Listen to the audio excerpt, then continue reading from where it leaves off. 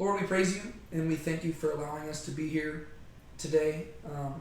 As we begin this, God, we just want to pray for George and just lift him up, God, that you would be with him and just help him and his family just take care of all the stuff that needs to be taken care of. We really don't know what all we can do on his behalf, God, beyond just pray for him. And so we lift him up to you, God. You know his needs. You know his needs better than we do and better than the doctors do, God. So please tend to him as you see fit, Lord. If you can provide a miracle, please provide a miracle. But if not a miracle, God, well, then just give the doctors the wisdom to navigate the situation well, to help George just ultimately recover so that he could be back with us of sound mind, God. As we go into your word, God, I pray that you will give us sound minds so that we will understand it well. We're simply doing an overview of one of your books, God. And whenever we do that, there's a temptation to kind of just blindly assume that we know what things are important and what things aren't important, but really every single verse is important, God. And so I pray that as we go through this, God, we won't just neglect the verses that we're not talking about today, but we'll recognize that this is simply we're just taking a bird's eye view glance at this word, at this book, God, that really deserves so much more depth. And so may this be simply that, just an introduction to the book that motivates us to go even more in depth into it in the days and weeks and months and years to come. We love you, God. We praise you. It's in your name that we pray. Amen. All right. So it has been 2 weeks since we gathered because last week both Brianne and I were super duper sick as a dog. But the last time we gathered, we were in 2 Kings, I believe 15. It was, I think. Mm-hmm. It was I think 2 Kings 15. And that was basically just talking about a lot of the kings of Israel and Judah, right? It was kind of just going back and forth again. And we were introduced to our final kings of the northern kingdom, even though the kingdom itself did not fall. But in 2 Kings 16, we're going to be looking at some kings, like just one king in Judah. And then in chapter 17, we are going to see the fall of the northern kingdom. And for that reason, since we've been going through and we've been doing overviews of the minor prophets, or just the prophets in general, as we've been going through this, this is the best time to go through the book of Hosea, because Hosea was a prophet who ministered at the very end of the northern kingdom's time, right? There's only a few prophets who actually were sent to the northern kingdom, whose books that we find in Scripture. We've already covered one of them. Do you remember who it was? To the northern kingdom? To the northern kingdom? Is that Amos? Amos, yes. Yeah, so Amos, he was one who was sent to the northern kingdom, and then we got Hosea, and then there's some of the prophets who addressed both of them. But most of them were actually sent to Judah, and a lot of them are going to come after this time period, and we're going to get to those eventually. But today we are talking about good old Hosea, and here's just introduction information here, just a general outline that I've created. All these outlines, you can go look up different ways to outline the book. Different people have different ideas, but this is the one that I myself created. And I basically break the book down into two main sections. There's the personal and the prophetic. The first 3 chapters of the book are actually a personal story about Hosea and something that God called him to do, which is then going to influence his prophetic ministry. And really, whenever people think of the book of Hosea, usually they think of the first 3 chapters. Because they usually think about the fact that this was a prophet who was called to go and marry a prostitute. Very strange story. But in reality, it's really the back half of the book that really is the meat of the story. Right? But chapters 1 through 3 are really the things that set the mood for everything that's yet to come. Gotta keep Yuppie from eating my pizza. That's my pizza. I'm going to be eating that a little bit, buddy. And so the personal story, it's really just about an adulterous wife and a faithful husband, right? Whereas the prophetic side is going to be about an adulterous people and a faithful Lord. So in many ways, the prophet Hosea is stepping into the shoes of God, which is kind of a pretty, from a Jewish perspective, that's a pretty bold statement to make. But we've talked about this in our study of Kings. That's kind of what the role of the prophets in the northern kingdom was, right? They were almost supposed to be as God to the people, right? Because they didn't have a temple in Jerusalem, right? Because they're in the northern kingdom. Jerusalem is in the southern kingdom. And so the prophet in many ways is supposed to be God to the people, right? He's like a portable temple. And so what we see in Hosea's story is that his life is going to be a living parable. And he is going to be the representative of God. And then his wife is going to represent Israel.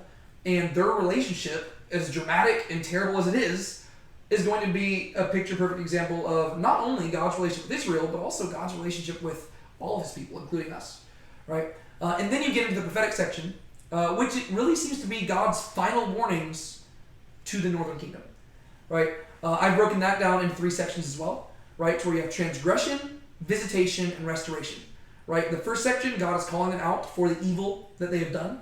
The way that I've summarized it is these are all quotations from those sections, but he describes their love being like a mist, right? It's like they say they love him, but just like the mist that, like the dew that shows up on the morning ground, it's gone by noontime, right? And so they say they love him, but their love is fleeting, right? And that is the key issue that Hosea is calling them out on, because that's the same issue that he had with his wife, right? She married him, but then she went back to prostitution. And therefore, because of their transgression, God is going to visit them. And a visitation from God in this context is not a good thing, right? It's kind of like what we saw with Amos, right? Woe to you who cry for the day of the Lord. The day of the Lord will not be a day of light, but a day of darkness. And so God says that they have sown the wind, they will reap the whirlwind, right? What they've planted is going to come back and bite them in the butt severely. But ultimately, the book ends with a promise of restoration, right? And God says, regardless of all that you've done, I can't give you up. And I would actually argue that Hosea is probably one of the most emotional books of the Bible. And I think it's because of those first 3 chapters. I think that Hosea understands God's pain better than probably anybody else, because Hosea has lived it out, right? Hosea knows what it's like to love somebody with all of his heart and have her betray him again and again. And he knows what it's like to give everything for somebody, yet for them to not even appreciate it. And so whenever Hosea sees what Israel's doing to God, he gets God's pain, and he gets God's anger, but he also gets God's love. And so the book is really rich in just emotion, because you feel this guy, his heart is breaking with God. And there's parts where he's like, how can I give you up? I can't. To where he's speaking on behalf of God, and God himself seems like he is at a loss of what to do, which is pretty crazy to say, right? I mean, we talk about God being the all-knowing God who is outside of time, but in Hosea's book, it almost doesn't read like that, right? And obviously God is that way, but God is also a very personal God. And you see that in Hosea's book, because he's just saying, I don't know how I can give you up, right? I want to. God wants to divorce Israel, but he says, that's not who I am, right? I won't do that. I've got to find a way to redeem this. And so throughout these, you're going to see I also outlined it further. There's an indictment, a verdict, frustration, right? What shall I do with you? Now there's 2 accusations, 2 invitations, and ultimately the invitations are always going to be the same thing. Return to me. Because ultimately what we're going to see is that God cannot fulfill his promises to Israel until they do return to him. And so long as they remain hard-hearted, they're going to continually be disciplined. But he is determined that one day they will return to him, and therefore he will return to them. And so that really is the message of the book. And so technically, we can wrap it up right there, because that is an overview of the book. But I actually want to go through Scripture itself. So let's do it. And let's begin with Hosea chapter 1. We're not going to go through every single verse, but as has been the case with a lot of these books, we're just going to just look at select portions. And basically, I've picked verses from each of the sections so that we're getting a glimpse of it. But Sean, could you just begin by reading those first few verses? Yeah. When Yahweh first spoke through Hosea, Yahweh said to Hosea, "Go, take for yourself a wife of harlotry, and have children of harlotry. For the land commits flagrant harlotry, forsaking Yahweh." So he went and took Gomer the daughter of Diblaim, and she conceived and gave birth to a son for him. All right. So this book does not pull any punches. It starts off very strong. In case you were wondering what verse 1 says, it just gives you the context, how we know when this book was written. It literally just says, "The word of Yahweh which came to Hosea son of Beeri in the days of Uzziah, Jotham, Ahaz, and Hezekiah, kings of Judah, and in the days of Jeroboam, son of Joash, king of Israel." Right? And so all you have to do is just kind of look over at the side there, and you will see where this takes place. And the fact that it goes all the way into the time period of Hezekiah tells us that it goes beyond the time that Israel is destroyed. Right? But he is being sent primarily to the northern kingdom to get onto them. And so, what do we see God commanding Hosea to do here? Take a wife of harlotry. Take a wife of harlotry. Which is... unconventional, to say the least. Yeah. Well, you just wouldn't expect that to be something that God would Imagine command if God somebody popped to do. up to you and it's like, hey, your wife's going to be a hooker. Yeah. Well, no, and it is really crazy, right? I mean, that's what I'm saying. He doesn't pull any punches. Right off the bat, Hosea lets you know this is going to be a weird book. Yeah. Because think about all the instructions in the Bible about how important it is to choose your wife carefully, right? I mean, the book of Proverbs, that's what most of the book is about. It's saying, hey, you want to make sure that you have, like there's literally entire chapters in Proverbs that are dedicated to not taking harlots as wives. Yeah. But then God says, hey, I want you to go do it. So it almost seems like God is contradicting his own word. But what we realize is that there are often times, and we talk about our buddy Mike Stratton a lot in here, which you've never met Mike, but I don't think I've ever called him Mike before. I always call him Stratton. But you never met him. But one point that he loves to point out is that from a biblical perspective, righteousness and morality are not necessarily the same thing. Which is a scary statement to say, and you can take that in a lot of really incorrect places. But it is often true. There are plenty of examples in the Bible where the righteous people are doing things that look very unrighteous from a worldly perspective. And obviously, you don't want to do that to justify that, be like, hey guys, we're all going to go marry hookers. No. This was a specific example, right? Given to a prophet. But it is very strange. People debate about exactly what the command is here. Whenever it says a wife of harlotry, is he suggesting that he's supposed to go find somebody who's already a harlot? Or is he saying go and find a woman who you know is going to act like a harlot? Right?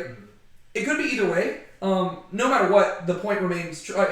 All because she's not a harlot yet doesn't necessarily make it less of a blow. I would actually say it makes it worse. If she wasn't a harlot first, and then after being married to you, she decided to become one, I would say that's actually even worse. But the whole point is go find an unfaithful wife, which is typically the last type of woman you want to marry. But that's the whole reason behind this is that God is going to prove a point. That's what he did. Because what we're going to realize is that whenever God picked Israel, he knew from the beginning that they weren't going to be faithful. Right? All you have to do is read Deuteronomy. He says, hey, you're not supposed to have a king. Anyways, whenever you decide to appoint a king, here's what you're going to do.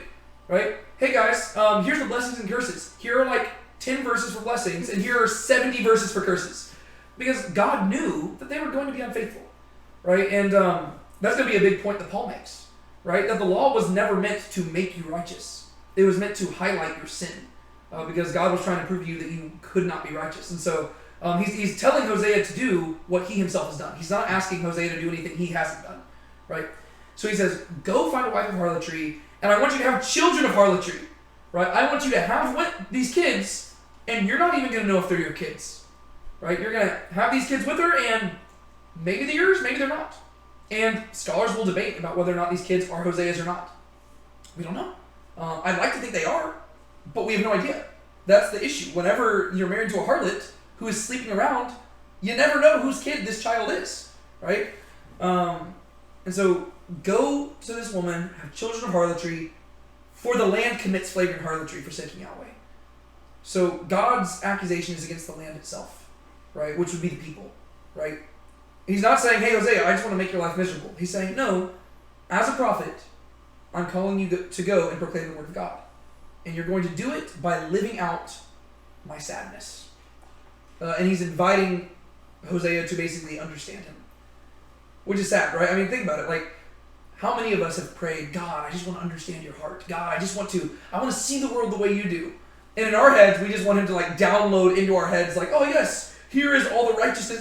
That's what we want. But, I don't know, usually whenever we pray that, we're not expecting God to say, okay, I want you to go suffer. I want you to go have a hard life. Once you've done that, then you'll understand. But that's what the apostles did, right? They were rejoicing to share in Christ's sufferings because then they could understand him better.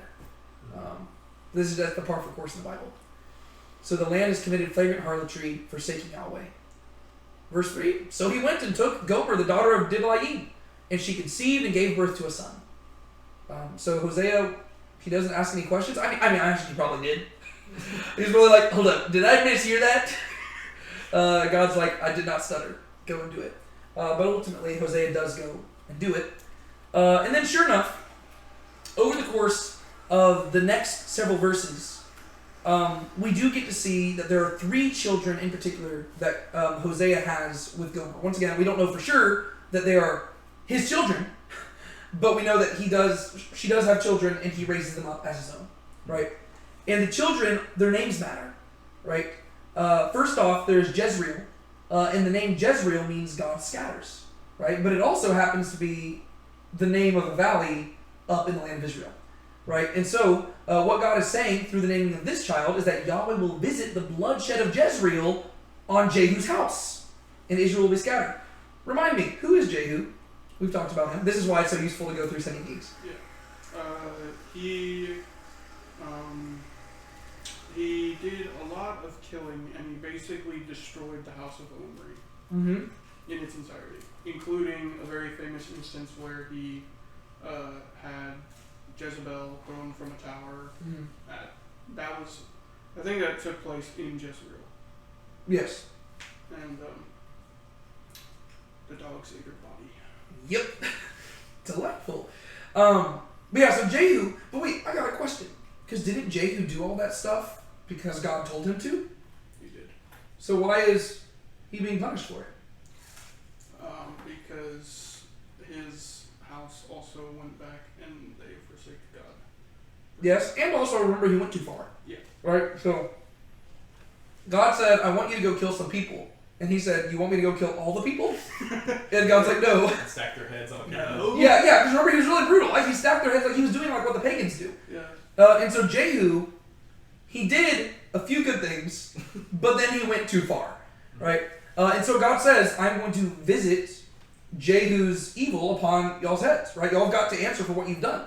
And keep in mind that throughout the prophets, the king represents the people.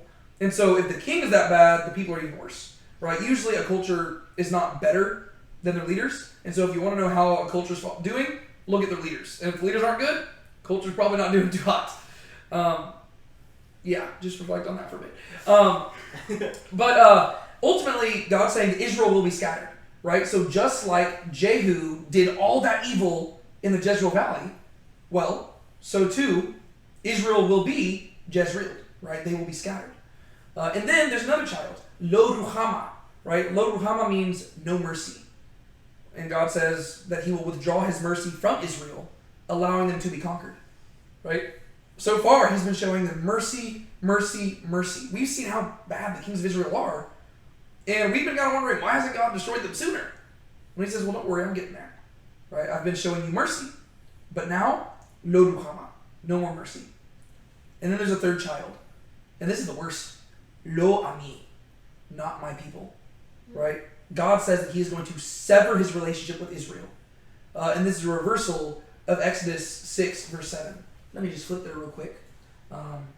Any guesses what Exodus 6:7 is about? And making the covenant with Israel. Yeah, it's whenever he's getting ready to do so. Basically, he's sending Moses down there to go and do this. Exodus 6:7. Then I will take you for my people, and I will be your God. And you shall know that I am Yahweh your God, who brought you out from under the hard labors of the Egyptians. Right? So he says, once I take you out of Egypt, I'm going to make you mine. Well, now God says, I don't want you to be my people anymore. And rather than delivering you from pagans, I'm going to hand you over to pagans. Right? And I'm severing this cut. Like this, like I'm severing our relationship. In other words, this is like God issuing a divorce. But the story does not end there, which is really cool. Right? Because if you keep reading, we read this. Take it away, Sean. Yet the number of the sons of Israel will be like the sand of the sea, which cannot be measured or numbered. And it will be that in the place where it is said to them, you are not my people, it will be said to them, you are the sons of the living God. And the sons of Judah and the sons of Israel will be gathered together, and they will be set for themselves one head, and they will go up from the land, for great will be the day of Jezreel. These verses are probably my favorite verses in the book of Hosea. I don't know if they're my favorite verses. There's some other verses that are really good. But these are the verses that, ever since I studied it more recently, these verses come to my mind all the time. They're so cool. So what do we read that God says here? This is setting the mood for the whole book.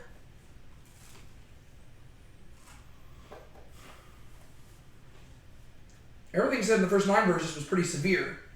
There's redemption. Mm-hmm. In what ways?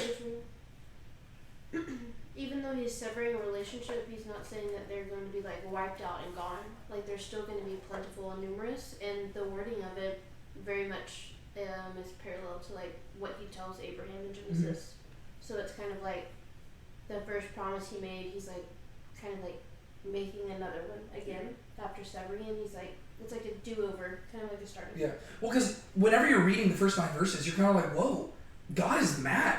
Is he just like we've really ticked him off? Is he about to like totally call off the covenant? I thought that was unconditional. And God says, I wasn't done talking. He says, yes, that was an unconditional covenant, and I'm going to fulfill it, but I am mad at you.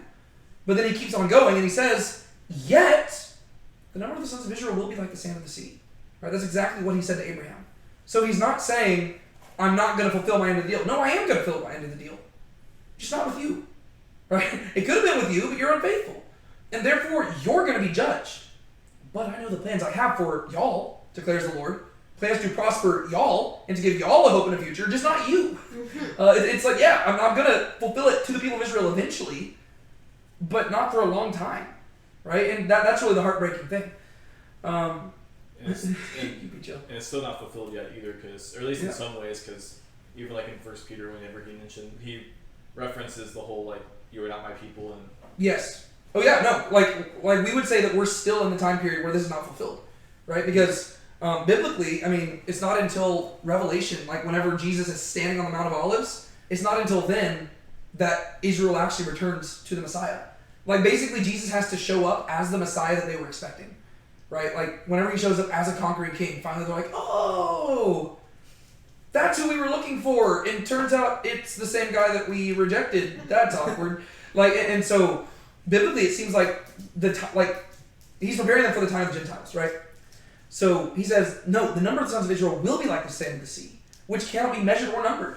And it will be that in the place where it was said to them, you are not my people, it will be said to them, you are sons of the living God. So he says, not only am I going to reverse the judgment I'm giving to you, I'm actually going to make things better, right? The blessing I give to you will surpass the curse I'm placing upon you. Right? He says, right now, I'm rejecting you as my people, and that has to sound like the worst possible thing. But I'm rejecting you as my people so that I can bring you into my family. Right? And I'm going to make you into children. And whenever you get into the New Testament, that's why Paul's so excited. We cry out to him, Abba, Father! Like, we're sons and daughters of God. Like, that's crazy. We're more than just people. Right? And so, yes, God has plans for Israel, ethnically, but the plans that he has for his chosen people, like the church, surpasses that. And that's why Paul says, I want Israel to be part of it. Dude, you gotta get down, buddy. Like, you need to chill. It will be said to them, you are sons of the living God. Right? So, and then it keeps going. And the sons of Judah and the sons of Israel will be gathered together. Well, that's cool because, historically speaking, what is their status right now? enemies. They're not only are they divided, but they're enemies, right? They've been fighting against each other in recent years. But he says, well, the day's coming when not only will y'all not be fighting, but y'all are going to be united together, right? That's the opposite of being scattered, right? He says, right now, I'm preparing each of you to be scattered separately. But not only will you be regathered into your nations, y'all will be reunified as well. And they will set for themselves one head. And you have to ask, is this talking about God or the Messiah? And I'd say yes, right? It's both, right? And they will go up from the land, and great will be the day of Jezreel. I love that. Like that last line right there. I honestly, dude, you got to chill with that squeaky toy, my dude. You need to back off. But no, he's like, I'm gonna squeak it harder. No, buddy. We're trying to talk about Bible study here. I feel like "Great Will Be the Day of Jezreel" would be a great book title. It wouldn't sell very much because nobody would know what it's a reference to. Okay. I'm sorry, UP. I just couldn't deal with it. But great will be the day of Jezreel. The idea is, like the thing is, if you were to make a book with that title, you could just talk about the biblical view of suffering. And how, from a biblical perspective, suffering is actually something that is useful for us. Because what God is saying, he's going to start playing fetch. What God is saying is that right now, the day of Jezreel sounds like the worst possible thing that they could go through.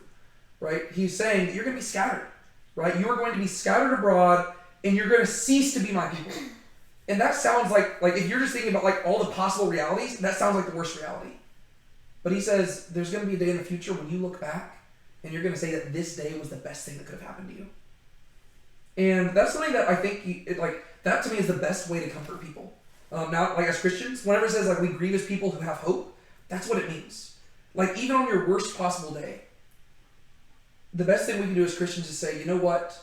One day I'm going to look back at this, and if I use this evil to turn me to God, I'm going to look back at this and realize this was the best day for me, right? I say that in regards to like my dad's death, right? Obviously, my dad's death was the worst day of my life, but now I can look back and say that was probably the best day for my faith, right? So where I can say, great was the day that David Tate died, which sounds terrible, right? Because like obviously I didn't enjoy that day, but for my faith, it required me to lean on God, right? And obviously in that instance, it's a little bit different context because I don't think my dad I don't think he died as a result of like my sin or something like that. Mm-hmm. But right here, God's saying, you're not going to like what's coming at you, right? You're going to be afflicted, you're going to be scattered, you're going to be dispersed, and it's not going to be easy for you. But one day you're going to look back and you're going to thank me for it. Because if I didn't discipline you now, I would have to reject you altogether. But by disciplining you now, I'm paving the way for a future redemption where you won't simply be my people, you will be my sons and daughters. And so to me, I love that phrase because that is really the message of the prophets, right? It's like a temporary affliction followed by an eternal weight of glory. It's like the whole refining, as one refines like gold or silver. Yeah. Ties in a lot to 1 Peter. It's almost like Peter was writing to Jewish Christians, right? Well, that's another soapbox that if you're all watching online, you can go look at our 1 Peter videos. All right, we move on. Going into chapter 2, I'm skipping a few verses, but we'll pick up verse 8. Okay. Now she does not know that it was I who gave her the grain, the new wine, and the oil, and multiplied silver and gold for her, which they used for Baal. Therefore I will take back my grain at harvest time, and my new wine in its season. I will also deliver my wool and my flax from them, given to cover her nakedness. So now I will uncover her lewdness in the sight of her lovers, and no one will deliver her out of my hand. I will also seize all her joy, her feast, her new moons, her Sabbaths, and all her appointed times. All right, so, that's not good. This is bad. So in this point in the story with Hosea, Hosea's wife has cheated on him, and basically God has instructed him to go about a time of separation, right? And this time of separation is basically, it's supposed to be Gomer's come to Jesus moment, where it's like, okay, you need to sit and reflect on what you've done. But one harsh aspect of that is that he's going to basically tell Hosea, I don't want you to provide for her. Right? I want her to realize how much she took for granted, right? And I want you to basically treat her almost as if she was a widow, right? Make it to where you're not providing for her, you're not taking care of her, you're not doing anything for her, because that's what God's doing for Israel here, right? Because he's saying that Israel has taken me for granted. To quote Deuteronomy 32, favorite chapter, it says, Jeshurun grew fat and kicked, right? Jeshurun is just a reference to the people of God. And it says that whenever Israel prospered, they rebelled against God. And the reason why is because they just took him for granted, right? They thought that all the things they had were because of their own power and their own efficiency and their own effectiveness. And they forgot that it was all by the grace of God that they had those things. And so they rebelled against him. And so what God says in Deuteronomy 32 is he says, okay, fine. I'm going to remove myself. And we'll see how you do on your own. And that's exactly what God says he's going to do to Israel here, right? And he's using it through by talking about Gomer, right? Now she does not know it was I who gave her the grain, the new wine, and the oil, and multiplied silver and gold for her, which they used for Baal, right? So he's talking about Israel, and he says, Israel had all these things, right? They had these amazing vineyards. They had all this gold. They were so prosperous. And they just thought that they made it for themselves.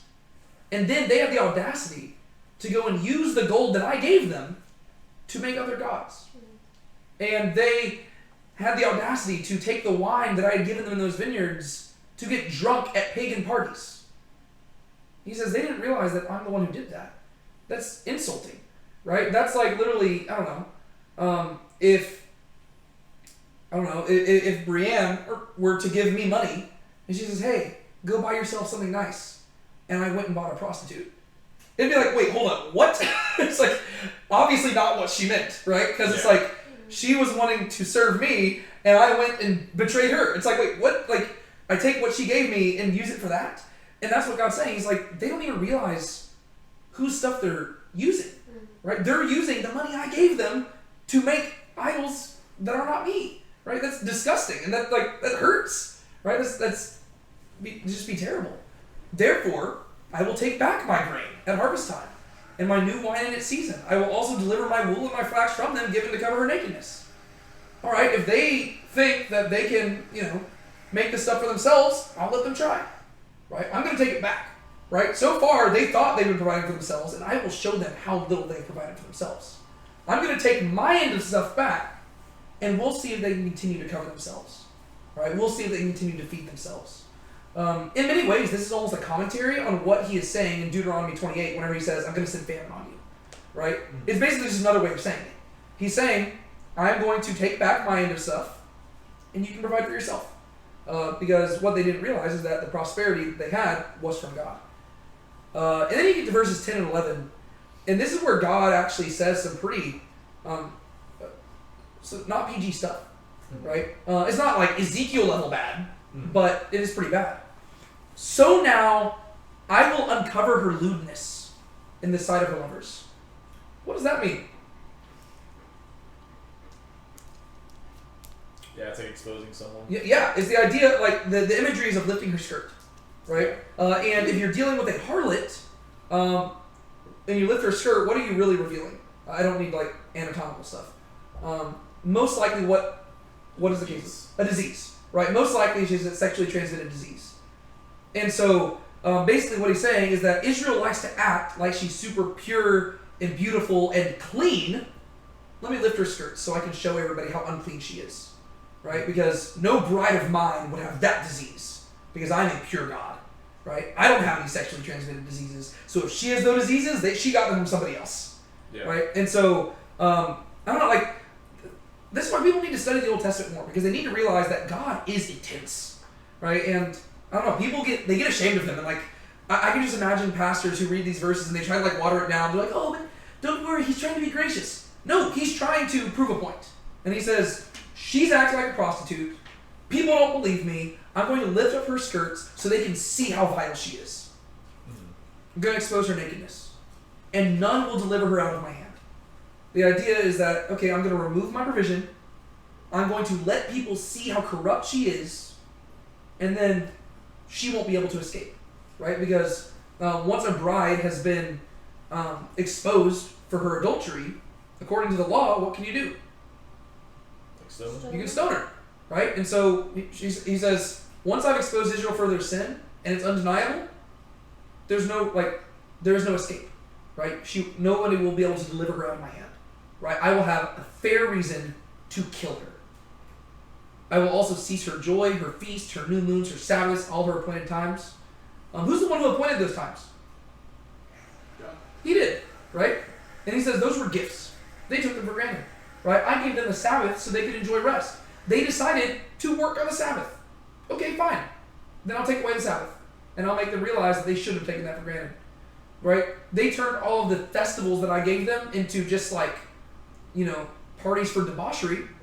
Okay, fine. Well, I don't want them doing that anymore, so we'll cancel the festival. Right? He's saying, like, I'm just going to make them realize these were gifts from me. And you squandered them.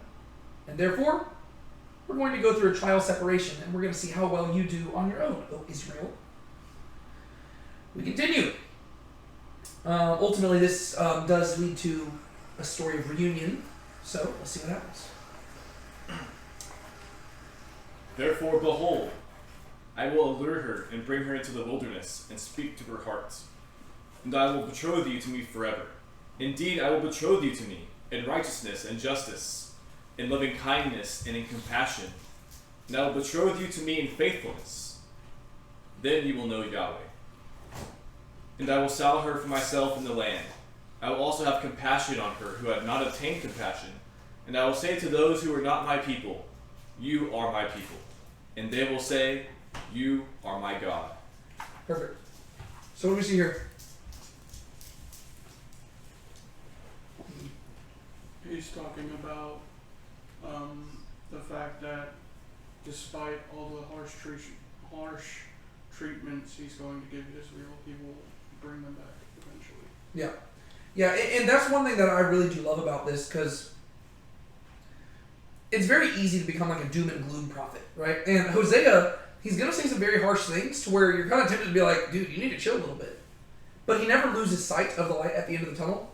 And he realizes that the harsh things that are being said are necessary. And it's kind of like spanking a child, right? Obviously, I can't spank my students in school, but I wish I could. Because there are times where I've literally tried every single form of punishment, and nothing works. And I realized, you know what? I think I kind of understand why teachers used to be able to spank the kids. Because it's like, sometimes there's literally just no other way to get them to behave. And so God realized, he's like, I've tried disciplining you in so many ways, nothing's working, you're going to have to be physically disciplined. And I'm going to cut you off severely. And you're going to have to suffer immensely. But through that suffering, you're going to find me again. And you're going to cry out to me. Right? If prosperity turns you away from me, well, then maybe poverty will turn you back. So that's what he's going to do. Therefore, behold, I will allure her and bring her into the wilderness and speak to her heart. He says, we're going to go back to where it started. The sad thing is that the place where it started was in the desert. Right? He says, our honeymoon was at a mountain in the wilderness. Well, if we wanted to go take things back to where they started, I guess you're going into exile. Right? If the way that I won your heart the first time was by freeing you from captivity, well, I'm going to have to free you from captivity again. But in order to do that, I got to send you into captivity first. Right? And so God, he's just saying, okay, well, there's one thing that works. And I know that you loved me for a little bit at Sinai. So he says, let's do that again. I will allure you and bring you into the wilderness. He's talking about wooing her. Right? He says, I'm going to win my girl back. Which is so sad, because once again, the whole question of this is why? Right? He could just abandon her. Right? I mean, he could just say, God does not need Israel. But he's the type of husband who doesn't give up. He says, yeah, I will show some tough love, but she's my wife. And even though we will have a trial separation, I refuse to actually divorce. Right? We might go through the steps of divorce, but I will not cut her off. Right? He's going to restore this. And he says, and I will betroth you to me forever. Indeed, I will betroth you to me in righteousness and in justice, in hesed and in ruchama. I will betroth you to me in faithfulness. Then you will know Yahweh. These words are all super key words from a biblical perspective. Righteousness and justice, those are the two things that God called Abraham to guard. Right? It said, I have chosen you and your seed to be keepers of the way of Yahweh by doing righteousness and justice. Right? The words are tzedakah and mishpat. Right? Tzedakah is righteousness, mishpat is justice. But then also in chesed and in ruchama. Ruchama is the word that, no ruchama, no mercy, right? No compassion. Right? I'll betroth you to me in faithfulness. I imagine that's the word emet, which would be truth. Right? Then you will know Yahweh, right? The only way they'll know Yahweh is if they come to know his character, right? And the only way they're going to come to know his character is if he returns them back to the wilderness. Because where is it that he first proclaimed his name? Yahweh, Yahweh, slow to anger, abounding in love. Where did he do that? That was on Mount Sinai. Mount Sinai, right? That's where he gave them the law. So he says, I'm going to have to take you back into exile, and we're going to have to make a new covenant. And then what you see in the other prophets is that this new covenant will be different than the old one. Rather than being written on tablets of stone, it'll be written on the hearts of man. And God's going to give his own spirit so that people will actually be able to obey. Right? And through this, they're going to come to know the righteousness, justice, loving kindness, compassion, faithfulness of God. And then they will actually know him. And the really cool thing is that whenever Jesus shows up, he will literally be like, hi, I'm God. Nice to meet you. Right? They will literally know him. And I will sow her for myself in the land. Right? The imagery, the agricultural imagery here is cool, right? Because before he said that Israel was going to be scattered, and the imagery of being scattered is being scattered like seed, right? And God was saying that he was going to scatter her to the nations, right? Basically, he's taking Israel and Jezreeling her. He's scattering her. Mm-hmm. But he says, but I'm going to take you back, and I'm going to scatter you again. But I'm going to scatter you in the land, right? I'm going to plant you like seeds in the dirt. And I'm going to push you down, and then from that you are going to bud into this beautiful tree that is firmly planted by streams of water, right? And so, like, it's just beautiful imagery of, like, he's saying you're going to be scattered, but what we reap from your scattering will prepare you to be planted in the ground again as something way better than you were before. But anybody who knows gardening realizes that the plant that, like, the seeds that were planted over there are not the same seeds that are being planted in Israel, right? Because gardening takes time. That's at least one generation, right? If you're planting one generation over in exile, well, that's not the seed that's being planted here, right? If I were to go take a seed for a strawberry plant and go plant it over in Oklahoma, well, it wouldn't make any sense to take it back out and replant it here. No, you let that seed grow into fruition there, and then you take the seeds and come plant it back, right? And so the idea is that this is going to be a long time, but in the end, he will sow her for myself, like for himself in the land, right? He says, I'm going to put you here not for your good, but because I want you, right? I'm going to put you there for my in the land. And I will have Ruchama on her who was Lo Ruchama. And I will say to Lo Ami, you are Ami, right? So he reverses it. He says, this is a temporary time, right? Like, so the sons, they're going to have a name change, right? Lo Ruchama will be Ruchama. Lo Ami will be Ami. Jezreel will actually become a good thing, right? You were scattered, but now it's going to be better. So you literally see in that verse just a reversal of all of them, right? Rather than being sowed in the nations, they're going to be sowed in the land. Rather than being no compassion, they're going to receive compassion. Rather than being no people, they'll be the people. And they will say, you are my God, right? That is the end goal, right? The issue is that they're not viewing him as their God, right? They might say you are my God, but their heart doesn't say it. Well, yeah, it's like Gomer, right? You are my husband. Okay, but you're also sleeping with 5 other men, right? It's like, okay, you might call me your God, but I don't want to be one of your gods. I want to be your one and only God, right? And that's the issue. And so he says, I'm going to go through all of this so that when you come back, you will actually worship me and only me. And so that is the end goal there, which then leads to the conclusion of the Hosea and Gomer story, which we read right here. Then Yahweh said to me, go again, love a woman who is loved by her companions and is who is an adulteress, even as Yahweh loves the sons of Israel, though they turn to other gods and love raisin cakes. So I bargained for her by myself for 15 shekels of silver and a homer and a half of barley. Then I said to her, you shall stay with me for many days. You shall not play the harlot, nor shall you have a man. So I will also be toward you. For the sons of Israel will remain for many days without king or prince, without sacrifice or sacred pillar, and without ephod or household idols. Afterward, the sons of Israel will return and seek Yahweh their God and David their king. And they will come in dread to Yahweh and to his goodness in the last days. Perfect. All right. So, what do we see here? The raisin cakes line is kind of tripping me out. The raisin cakes? Yeah. We'll talk about that in a second. Mm-hmm. All right, let's walk through it. So, Yahweh said to me, who's me? Hosea. So Yahweh said to Hosea, go again, love a woman who is loved by her companion and is an adulteress. I wonder how many times that biblical books are written in the first person like this. I don't know. Because in the beginning part, it wasn't written in the first person, but now it is. Yeah. I've noticed that the prophets do that a lot, to where, like, sometimes they'll talk about themselves in the third person, sometimes in the first person. It's just like, I don't know, it's kind of flexible. It's kind of weird, but, alright. So he says, go find this woman, love her, even though she's an adulteress, even as Yahweh loves Israel. Okay. You. Hi, what's up, Joseph? What's up? So, even even though they turned to other gods and loved raisin cakes. So, Nick asked about the raisin cakes. What's the deal with that? Isn't that just kind of like, I guess in this case it'd be more representative of like comfort.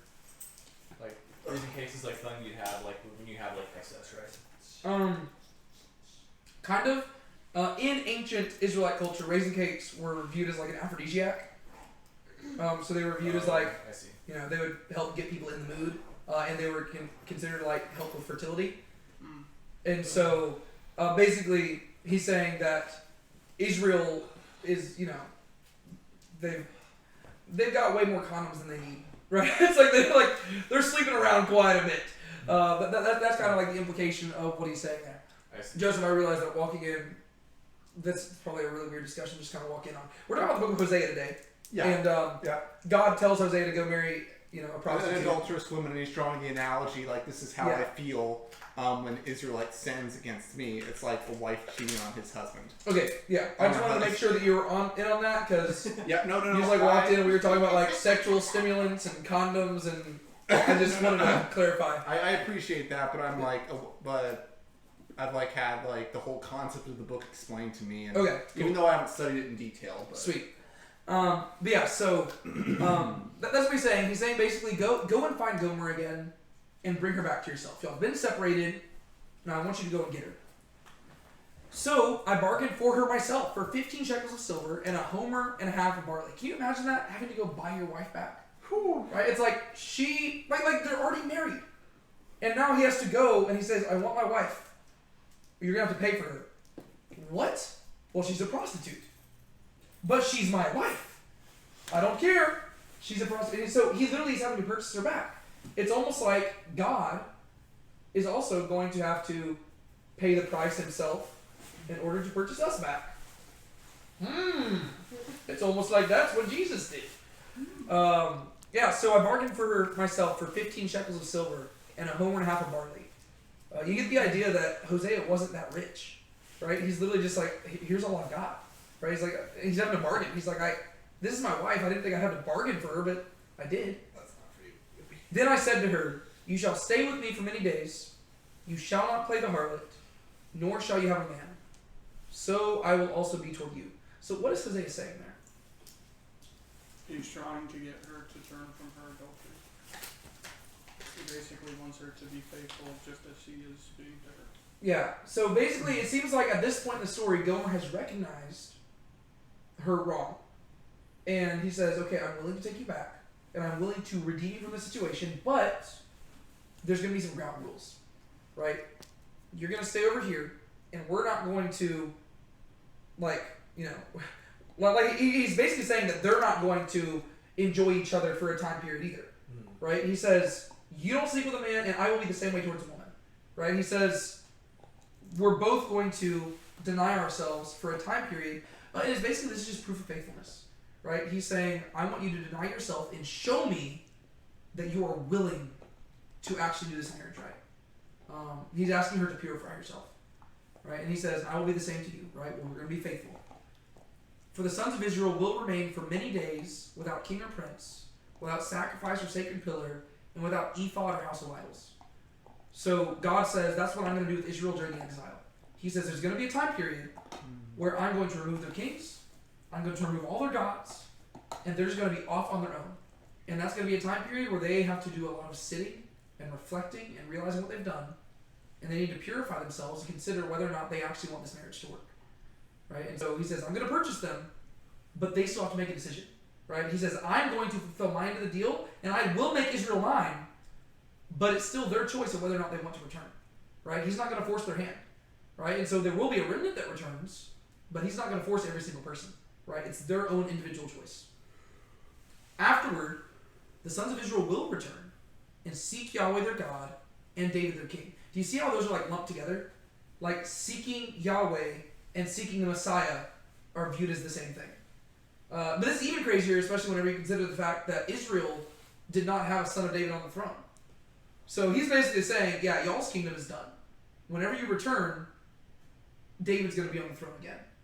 Which is going to be especially crazy whenever Judah falls as well and there's no king on the throne. But God says, no, whenever you return to me, you will return to David. Well, that's weird. It's almost like the Messiah is going to be God in the flesh. Just saying. And they will come in dread to Yahweh and to his goodness in the last days. Why do you think it says in dread?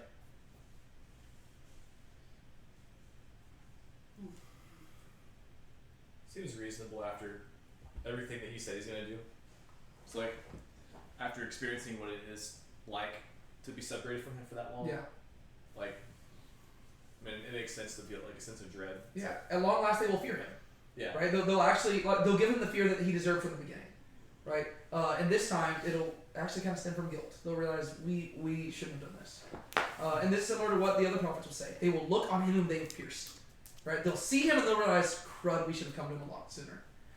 So, but it also says they will come to him and to his goodness in the last days. I think it's fun. I would love to do a study of just the phrase "the last days" in the Old Testament, because it actually doesn't show up that much. It shows up in a few places, and it seems like when it says "the last days," it actually does mean the last days. It doesn't mean just like in the distant future. Like the church era. Yeah, it seems like it is actually referring to the end, and so it seems like God Himself is saying that whenever Israel goes into exile, that exile isn't going to end until the end, which is just a very interesting theology about that. Again, with the First Peter like calling them exiles and stuff. Yes, yeah. Well, that's even what Jesus does, right? Like Jesus is like a big one of Jesus' messages. He's saying the exile did not end when y'all came back from Babylon, right? The 70 years of exile, physical exile, yes, but the spiritual exile is still going on, and that's why even within Israel, the main people He's rebuking are the Israelites. He's saying y'all still don't get it, and that's why Paul ends up saying, Israel is entering into a time of hardness, to where really, from the moment that they are sent to Babylon, the exile is still ongoing. And then, if anything, it's increased whenever they reject the Messiah. But yeah, so that's the end of chapter 3. And like I said, that was the first big section. From there, we get to the prophetic section, because as you're reading all of this, we've heard a lot about how God feels, but we don't know why He feels that way. Right? We know that in some way He views that Israel has betrayed Him. But the question arises, how? Right? What have they done to betray Him? Well, we're going to go and we're going to see, right? So we begin with this first section where He identifies their transgression, and He's going to start with an indictment, right? He's going to say exactly what His issue with them is. Sean, take it away. Listen to the word of Yahweh, O sons of Israel, for Yahweh has a contention against the inhabitants of the land, because there is no truth or loving kindness or knowledge of God in the land. There is swearing of oaths, deception, murder, stealing, and adultery.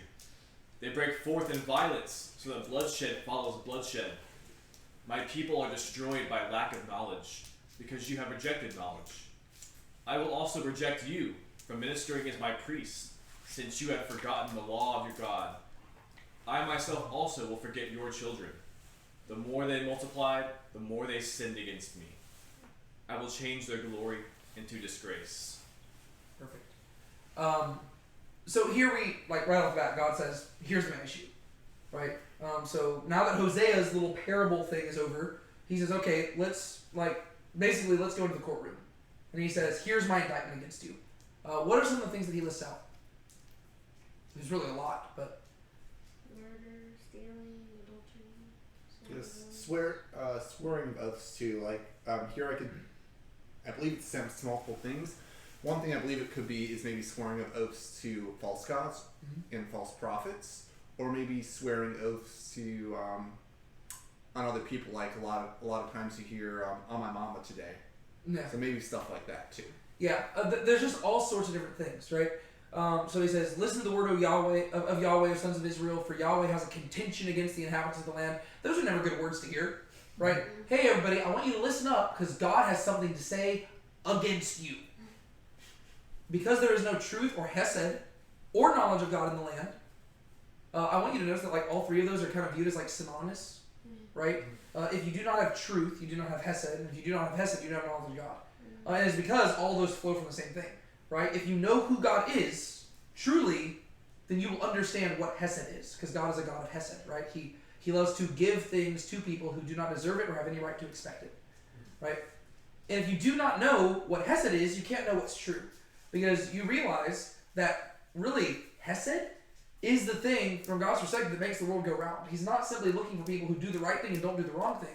He wants people who will take the wrong thing and make it right. Right? He wants people who will go above and beyond. People who will not simply do what is good, they'll do what's gracious. They will not simply do the right thing, they will forgive. Right? He wants people to go above and beyond there. And he says, y'all are missing it because y'all don't know God's character. There's swearing of oaths, but there's also deception. Right? So on one hand, people are acting like they're truthful, but on the other hand, they're deceiving everybody. They're murdering people. They're stealing stuff. They're committing adultery. Y'all don't look anything like my character. Right? Y'all aren't truthful people. Y'all aren't people of Hesed. Y'all don't if people were to look at the people of Israel at this time period, they would never say, oh yeah, those are people who know the God who created all things. There's nothing that sets them apart. But their job was to be holy as God is holy. He says, looking at you, you got none of it. You notice what he's not saying? He's not saying, your theology is bad. Ah, man, that's not what he's saying. He's concerned with their character. Mm-hmm. Right? Obviously, if you don't have correct theology, it's going to skew how you live out your life. But that's not what he's getting on to them about. He says, I'm looking at your activities, and there's no evidence you know me. Right? That's what Jesus is going to highlight in the Sermon on the Mount, right? He says, depart from me, I never knew you. Right? Those I do not associate with those people. Those are thieves and adulterers and deceivers. Those are not people who follow me. Right? Those are not my people. They break forth in violence, so that bloodshed follows bloodshed. He says, if you looked at the Torah, you'll realize that I'm trying to stop bloodshed. Right? I'm trying to get you to not murder. It's literally one of the 10 Commandments, right? You don't even have to get that far into it. Right? It's one of the first 10. Right? All the things I'm telling you not to do, you're doing them. My people are destroyed for lack of knowledge. You have rejected knowledge. I also will reject you. Right? So he's like, you'll see that this is God being just. Eye for eye, tooth for tooth. Right? You've rejected me, I reject you. Right? You've rejected understanding me, and therefore I reject you as my priest. Right? You will no longer have the role of going out and helping people understand who I am. Which is interesting, because now we would say that, if you look to Israel in their current state, you won't come to understand who God is. Right? Because we would say that they have been hardened by God. Right? And so that's exactly what he's saying here. Since you have forgotten the Torah of your God, I will forget your children. It's almost like God views himself, like the Torah, as his child. Right? You have forgotten my child, so I will forget your children. The more you multiplied, the more you sinned against me. I'll change your glory into disgrace. It's brutal. Moreover, the pride of Israel answers against him, and Israel and Ephraim stumble in their iniquity. Judah also has stumbled with them. They will go with their flocks and herds to seek Yahweh, but they will not find him. He has withdrawn from them. They have dealt treacherously against Yahweh, for they have borne children of strangers. Now the new moon will devour them with their portions. For I will be like a lion to Ephraim, and like a young lion to the house of Judah. I, even I, will tear to pieces and go away. I will carry away, and there will be none to deliver. I will go away and return to my place, until they acknowledge their guilt and seek my face. In their affliction they will seek me earnestly. Perfect. You'll notice that if you look at the verse numbers over there, I'm kind of skipping around a little bit. I'm just highlighting certain verses, but I'm trying to kind of keep the flow going. This is God's verdict, right? So he says, my indictment against you is that you have no hesed or knowledge in you, and therefore the verdict is that I'm going to pounce on you like a lion. Typically we don't like that, right? We like talking about God being a lion whenever he's like for us. We're like, yeah, I love Aslan. He's my favorite character from Narnia. Yeah, not if he's like the one wanting to rip you to shreds. That changes things, right? It's really cool if a lion is defending you, not so fun if a lion is attacking you. Yeah. Moreover, the pride of Israel answers against him, and Israel and Ephraim stumble in their iniquity, and Judah also has stumbled with them. That's another little indictment there. He says, the issue is, not only are you sinful, you've led your brother to sin too, right? Judah has stumbled because of you, right? And we saw that, right? This goes back to Ahab, right? He started the whole Baal worship thing. All of a sudden, Judah started worshiping Baal, right? And basically, Judah has followed suit. Judah is also accountable for their actions. God will get on them separately. But a lot of times, we just try to make it like only one person be responsible for sin. Oh, well, they started it. Well, yeah, they started it, but you're responsible too. But I'll address them separately. It's like the serpent and the woman and the man. Yes, it's like all three of you are responsible, right? All of you have to answer for your crimes. He says, I'll talk to Judah later. Right now I'm dealing with you. You've caused Judah to sin. They will go with their flocks and their herds to seek Yahweh, but they will not find him. Right? He has withdrawn from them. Again, this is what he promises in Deuteronomy 32. He says, you rebel against me, I'm withdrawing from you, I'm hiding from you. They have dealt treacherously against Yahweh, for they have borne children of strangers. You see how Hosea probably relates to this? Because he's saying, my wife did the same thing. I know how God feels. Right? The fruit that Israel is bearing in their life does not come from God. Right? He didn't tell you to commit adultery. He didn't tell you to murder. If you're bearing that fruit, you must be sleeping around. Because the God of Israel would never produce that. And he says, I know what it feels like to have a wife who sleeps around and has other people's children. It doesn't feel good. And there are probably times when Hosea wanted to be on her like a lion. Right? He wanted to just like, he's like, I'm done with you. You imagine they got into a lot of shouting matches. Now the new moon will devour them with their portions. For I will be like a lion to Ephraim, and like a young lion to the house of Judah. So Hosea is saying that both are going to have to pay. Right? Ephraim is the way that Hosea refers to the entire northern kingdom of Israel. Ephraim was the largest tribe. Right? So Judah is the largest tribe of the southern kingdom. There's Judah and Benjamin, and Judah's the bigger one. And Ephraim is the largest of the other one. What's interesting about that is that who is Ephraim descended from? Joseph. Yeah. And so what's kind of interesting here is that the two most dominant figures throughout the prophets are Judah and Joseph. Right? So you've got like those are like the two primary people being addressed, which is interesting because that goes way back to Genesis. But then it also talks about the whole like double Messiah thing that some people have, where it's like the Messiah son of David and Messiah son of Joseph. That's all interesting. We don't need to get into it, but I just want to highlight it. So I will be like a lion to Ephraim and like a young lion to the house of Judah. Even I.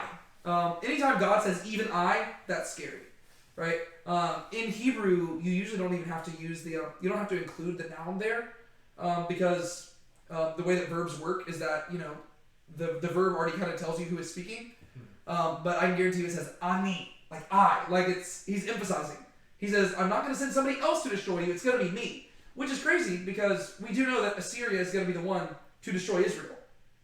But what God is saying is, make no mistake, that's me, right? I'm the one sending Assyria, right? You already failed to see me whenever I was providing you with gold and silver and wine.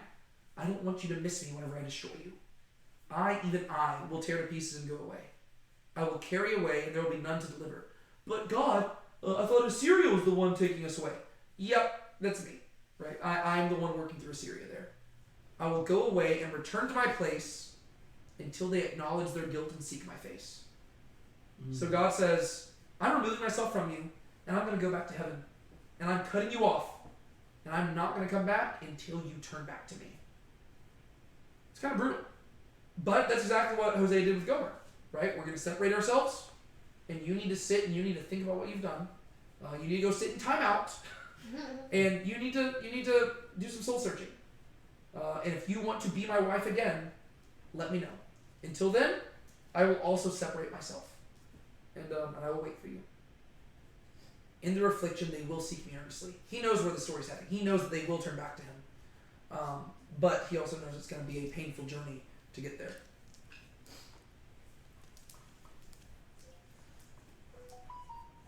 Come, let us return to Yahweh, for he has torn us, but he will heal us. He has struck us, but he will bandage us. He will make us alive after 2 days. He will raise us up on the 3rd day, that we may live before him. So let us know, let us pursue to know Yahweh. His going forth is established as the dawn, and he will come to us like the rain, like the late rain watering the earth. What shall I do with you, O Ephraim? What shall I do with you, O Judah? For your loving kindness is like a morning cloud, and like the dew which goes away early. Therefore I have hewn them in pieces by the prophets. I have killed them by the words of my mouth, and the judgments on you are like the light that goes forth. For I delight in loving kindness rather than sacrifice, and in the knowledge of God rather than burnt offerings. Sweet. All right. So the first half of this section is really fun. I really like how Israel responds here. That's good stuff. The second half is probably some of the most heartbreaking verses spoken by God in all of Scripture. So there's a lot of emotion going on in this slide. We're in chapter 6 now. And this is how Israel responds, right? But this is also the words of Israel as Hosea is formulating them. This is like what he wants them to say. Come, let us return to Yahweh. For he has torn us, but he will heal us. It's almost like Hosea himself is calling to them. Guys, this is what we need to do. You'll notice that the word return shows up a lot in Hosea. In Hebrew, the word is shuv. Let us shuv to Yahweh. Come, let us return to Yahweh. For he has torn us, but he will heal us. He has struck us, but he will bandage us. He will make us alive after 2 days. He will raise us up on the 3rd day, that we may live before him. Hey, what's that kind of sound like? Hey. Yeah. So this is going to be really crucial later on, whenever this guy named Jesus shows up, right? Because one of the most central things, I don't know if I would say it is one of the most central things, but I actually have seen some people argue this is one of the central themes in the Bible, is the concept of Jesus as Israel. You see this most clearly in the Gospel of Matthew, right? Where literally Matthew, the way he writes his Gospel is by presenting Jesus as literally living out Israel's history. But also throughout the rest of the New Testament, you see that there's this theology of the Messiah being the embodiment of Israel, which is also true throughout the Old Testament too, right? The king is viewed as, if Israel is the light to the Gentiles, well, the king is the lamp from which the light shines, right? He is the lamp of Israel. And so in many ways, the king is the representative of the whole nation, right? And so the Messiah is also the representative of the whole nation. And so it's actually really cool whenever the Messiah shows up and he literally dies, and then he is raised up after 2 days, and he resurrects on the 3rd day, right? It's quite literally like, oh, wow, that is literal. Like, it's like, that's cool. In the context of Hosea, just like what he's saying, guys, he's like, if we can return to God, God will heal us. He'll fix us. Yes, he might lay us down in the dust of death, but it won't be for long, right? It'll be for a short time, 2 days. Now, does he mean literal 2 days? No. He probably means, he's not saying 1,000 years. He's saying, guys, it's a short time, right? Yes, God will afflict us, but if we turn to him right now, he's a God of mercy, and he loves showing hesed. If we just turn to him right now, he will take us back with open arms. He will discipline us, and the discipline will be over. He'll revive us, and we will live before him, and it will be great.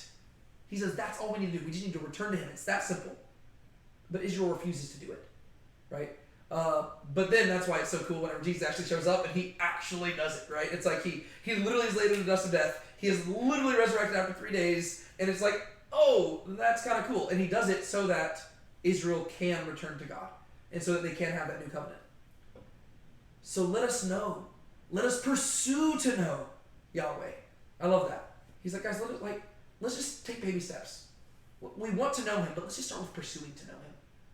Right? His going forth is established as the dawn, and he will come to us like the rain, like the late rain watering the earth. He says, we've been super unfair to God, right? We are constantly cheating on him, constantly abandoning him, constantly just leaving him. We're super unpredictable. God, though, he's pretty predictable. Yeah, he works in mysterious ways, but God, you can count on him as sure as you can count on the sun coming up, right? If we return to him, he will rise up like the dawn, right? Just like we could predict when the late rains are going to show up, God will do that. And he will love us, like, fully. All we have to do is return back to him. And then you cut from Hosea's perspective to God's perspective, because we know that Israel is not returning to God. And so this is where God voices his frustration. What shall I do with you, O Ephraim? What shall I do with you, O Judah? This is what I was quoting at the beginning, where God just, it's very rare in the Bible that you see God talking like this, where he literally is torn within himself. And he's like, I don't know what I can do. Right? This is literally what it's like. Like, you can see why Hosea is the perfect person to do this, because you can imagine he said this exact same thing to Gomer. To where he's like, Gomer, I love you so much, and I just don't know what to do. Right? Like, I don't know how to resolve this issue. I want to so badly, but you're working against me. What can I do? For your hesed is like the morning cloud, and like the dew which goes away early. He says, you show hesed, but not much. He says it's gone like that, right? Yeah, it's like a morning cloud. It's like it's there and then you blink and it's gone. It's like the morning mist. You see it on the blades of grass, and by the time you walk outside to step your feet in it, it's dried up. He says you've got a little hesed. There's promise in there, but you're not returning to your first love. Therefore, I have hewn them in pieces by the prophets. I have killed them by the words of my mouth. And the judgments on you are like the light that goes forth. He says, because you've done this, I'm sending prophets to destroy you. Right? Because as soon as the prophets announce it, it's guaranteed to happen. Right? So he says, the destruction that I'm placing upon you, it began the moment the prophets uttered the words.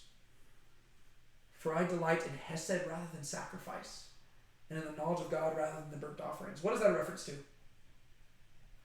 obey the sacrifice. 1 Samuel 15. But it's changing a little bit, right? What's that?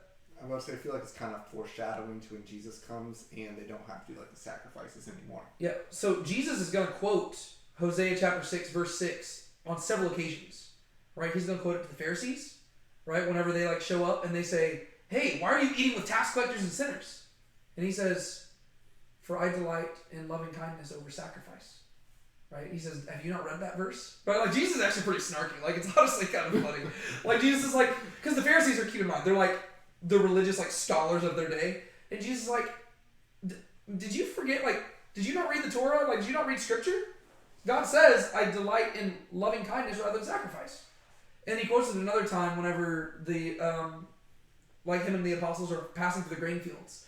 And they grab some grain and they eat it. And they're they're doing work on the Sabbath day. And Jesus says, have you not read that verse where it says, I delight in loving kindness rather than sacrifice? So Jesus loves this verse. And so it should remind you of Jesus because he loves that. But this is also a reference back to 1 Samuel 15, where what we see consistently with Saul's character is that Saul, King Saul, he refuses to understand the heart of God. Right? He constantly wants to make living for God simply about the external show. Right? He wants it to be just about religious ritual. And God says, right? Behold, to hear is better than to sacrifice. Right? God wants you to hear him. Well, here, Hosea takes it a step further. He's let me just tell you what God wants you to hear. Hesed. Right? Behold, hesed is better than sacrifice. Right? He wants you to live out your life for him. He doesn't simply want the external stuff. He wants your life to look like his. He wants you to be holy as he is holy. And whenever he says holy as he is holy, he doesn't simply mean going to church on Sundays and Wednesdays and reading your Bible and praying your prayers. He means going out and being a loving person. Right? He wants you to be gracious and forgiving. He wants you to be a light to the world. Which is exactly the point Jesus makes in the Sermon on the Mount. Yeah, I don't think any of the verses prior to this we read where he talks about them coming back, he doesn't mention sacrifices at all. No. And that's actually pretty consistent with almost all the prophets. To where there's some more liberal scholars who say that the prophets are an anti-sacrifice movement. And I'm no. They're just arguing that people have misinterpreted the law. Right? They've misunderstood exactly what God was going for in it. I feel in a way they're kind of hyper-fixated on symbolism. Mm-hmm. Kind of in some ways like the Catholic Church is. In a way they're hyper-fixated on symbolism, but in reality they're not getting down to the meat and bone of it. Yeah, and that's very easy for all of us to kind of fall prey to if we're not careful. Okay, so that ends that first section, right, where he's calling out the transgression of Israel. Now he's going to begin to shift his focus to specifically the punishment that he's going to inflict upon them, right? And so this is the visitation of Yahweh. And he's going to begin with another accusation. Basically, each of these begin with accusation. So, Sean, take it away. Chapter 8, verses 2 through 7. They cried out to me, my God, we of Israel know you. Israel has rejected the good. The enemy will pursue him. They have set up kings, but not by me. They have appointed princes, but I did not know it. With their silver and gold they have made idols for themselves, that they might be cut off. He has rejected your call, O Samaria, saying, my anger burns against them. How long will they be incapable of innocence?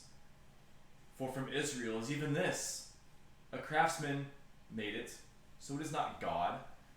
Surely the calf of Samaria will be smashed to splinters. For they sow this wind, and they reap the whirlwind. The standing grain has no growth. It makes no flour. Should it make anything? Strangers would swallow it up. All right. Sweet. It says you rejected your calf. Yeah, Sean, get it together. Yeah, sorry, I'm having trouble with the blue text. Yeah. Oh, and yeah. I'm further away than I Yeah. usually am. Yeah, that's not bad. No, you're good. Yeah. I probably need glasses or something. Okay, so here he accuses them more, and I'm not gonna lie, it seems like God's kind of sarcastic here. Like he is like hardcore making fun of them. He's like, but I feel like you could easily read this with a sarcastic tone, and it actually makes everything like make more sense. Because he's basically just calling them out for being absolutely stupid. They cry out to me, "My God, we of Israel know you." Israel has rejected the good. The enemy will pursue it. Right? It's like they have the audacity, like, because keep in mind, throughout this whole book, he's been like, "Y'all don't know me, and I don't know you," and they're like, "God, yes we do, we know you," and they're like, he's like, "Guys, you've rejected what is good. If you knew anything about me, you would know that you don't know me at all. Like, because, like, I am the one who defines what is good. Like, literally, Genesis chapter 1, right? Like, I'm the one who says it is good before I move on, right? I am the one who decides, like, I'm the one who has the knowledge of good and evil. If you have rejected the good, you have rejected me. So don't say that you know me. If you think you know me while rejecting the good, you don't know me at all. And therefore, your enemy's going to pursue you. Right? And obviously the reason they're saying we know you is because they're trying to avoid the enemy. And he says, the best thing you can do right now is just be honest. Recently I had a student who came up to me and he looked at me, he was like, "Mr. Tate, I'm cooked." And if you know what cooked means from their perspective, it means like I'm screwed. Right? And I was like, "What happened?" And he basically said, "I did something real stupid and the principal is probably going to hear about it and I'm not going to keep that at school." He's like, "What do I do?" And I told him, I said, the best thing you could do is not wait for him to call you into the office. I said, instead, whenever we go in from class right now, I want you to go up to him yourself and tell him what you did. Just confess to it, open up to him, apologize, say you know what you did was wrong, and that'd be the best thing you could do. And he went and did it, and it blew over. It was way better than it would have been. Like, and the whole point I say that there is that oftentimes the best thing you can do is just own up to your sin, right? If you keep denying it, it's just going to make the punishment worse. There are so many students that I've had where literally, whenever I first got onto them, I wasn't even that like frustrated with them. I was just like, "Hey, stop doing what you're doing." But then they started denying that they were doing anything. I was like, "Okay, well now I'm mad because you're calling me stupid," right? Like now you're just like you're saying you weren't talking, and I wasn't even that mad about you talking. Like I honestly was just like frustrated that you're like interrupting the class. But now you're acting like I literally was making stuff up and I'm getting a false accusation and now I'm frustrated. And like, so the whole point is like, if you keep denying it, you're actually going to make your punishment more severe. Whereas the best thing you can do is just own up to it, be accountable for your actions, apologize and move on. That's the best thing you can do, right? They're not doing it though, right? They're like, "God, we know you." Dude, just admit you don't, right? Just admit that you messed up. That's all he's asking. And he says, "Let me prove to you that you do not know me. They have set up kings, but not by me. They have appointed princes, but I didn't know it." Alright, well, ultimately, if he is their God, he's probably supposed to have the final say in basically everything. Right? Especially in an ancient culture where they viewed that the kings were the ones appointed by gods. He says, "Okay, well, if you know me, that's crazy, because, like, I don't remember telling you that guy was supposed to be king.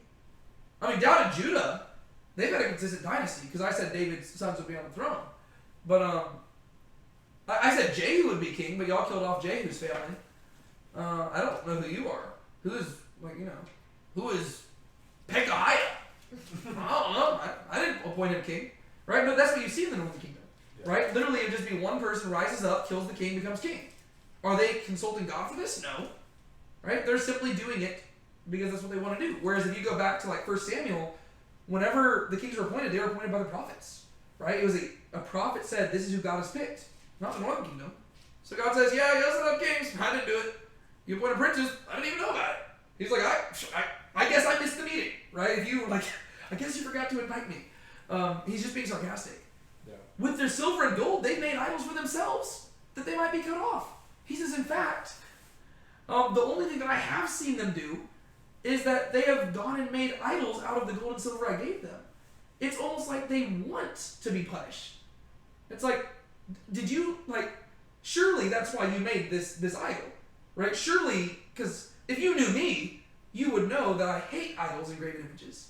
Therefore, the fact that you're claiming you know me, but you're also worshiping a graven image, tells me you must just be begging to be punished, right? You're doing this to be cut off, right? Yeah. If you know me, right? And so, like, he's just sarcastically just making fun of him. He's like, okay, you claim to know me? Okay, well, that's crazy, because that seems like you want to be destroyed? This is not the argument you're trying to make, right? It's like, if you're trying to avoid destruction, you might just want to admit that I'm correct. Because right now, this is not looking good for you, Israel. Were you going to say something, Joseph? No, I was just kind of looking back at like kind of the whole concept going in here where they're not consulting God, and it happens kind of same thing all the way back in Joshua, shortly after we read Deuteronomy 32 and 33, where it's the song and then there's like blessings and curses, and it's kind of all really fresh, and it just kind of stood out to me. When the kingdom of Gibeon comes to Israel, and they're like, hey, we came from a faraway land. And they kind of pull a fast one, and they don't consult God, and then From, like, and they make an oath with them, and then they find out, wait, y'all lied to us, and it's like, well, we gotta keep them hanging around. We can't do anything with them because we made an oath that we wouldn't kill them. Yeah. Even though like God promised us this land, we kind of made a mistake, and we're gonna have to suffer the consequences of that. Whoopsies. Yeah. Yeah. Yeah. It doesn't take long for people to start disobeying God. He has rejected your calf, O Samaria, saying, my anger burns against them. How long will they be incapable of innocence? I mean, that's a brutal jab. How long will they be incapable of innocence? He's saying, not only are you guilty, I'm beginning to think that you're incapable of being innocent. Like that's brutal. Like that's like I need to keep that like as a roast in my back pocket if ever I need to like pull one out and like make somebody feel really bad about themselves, which obviously you're not supposed to regularly do, but apparently there is a biblical precedent.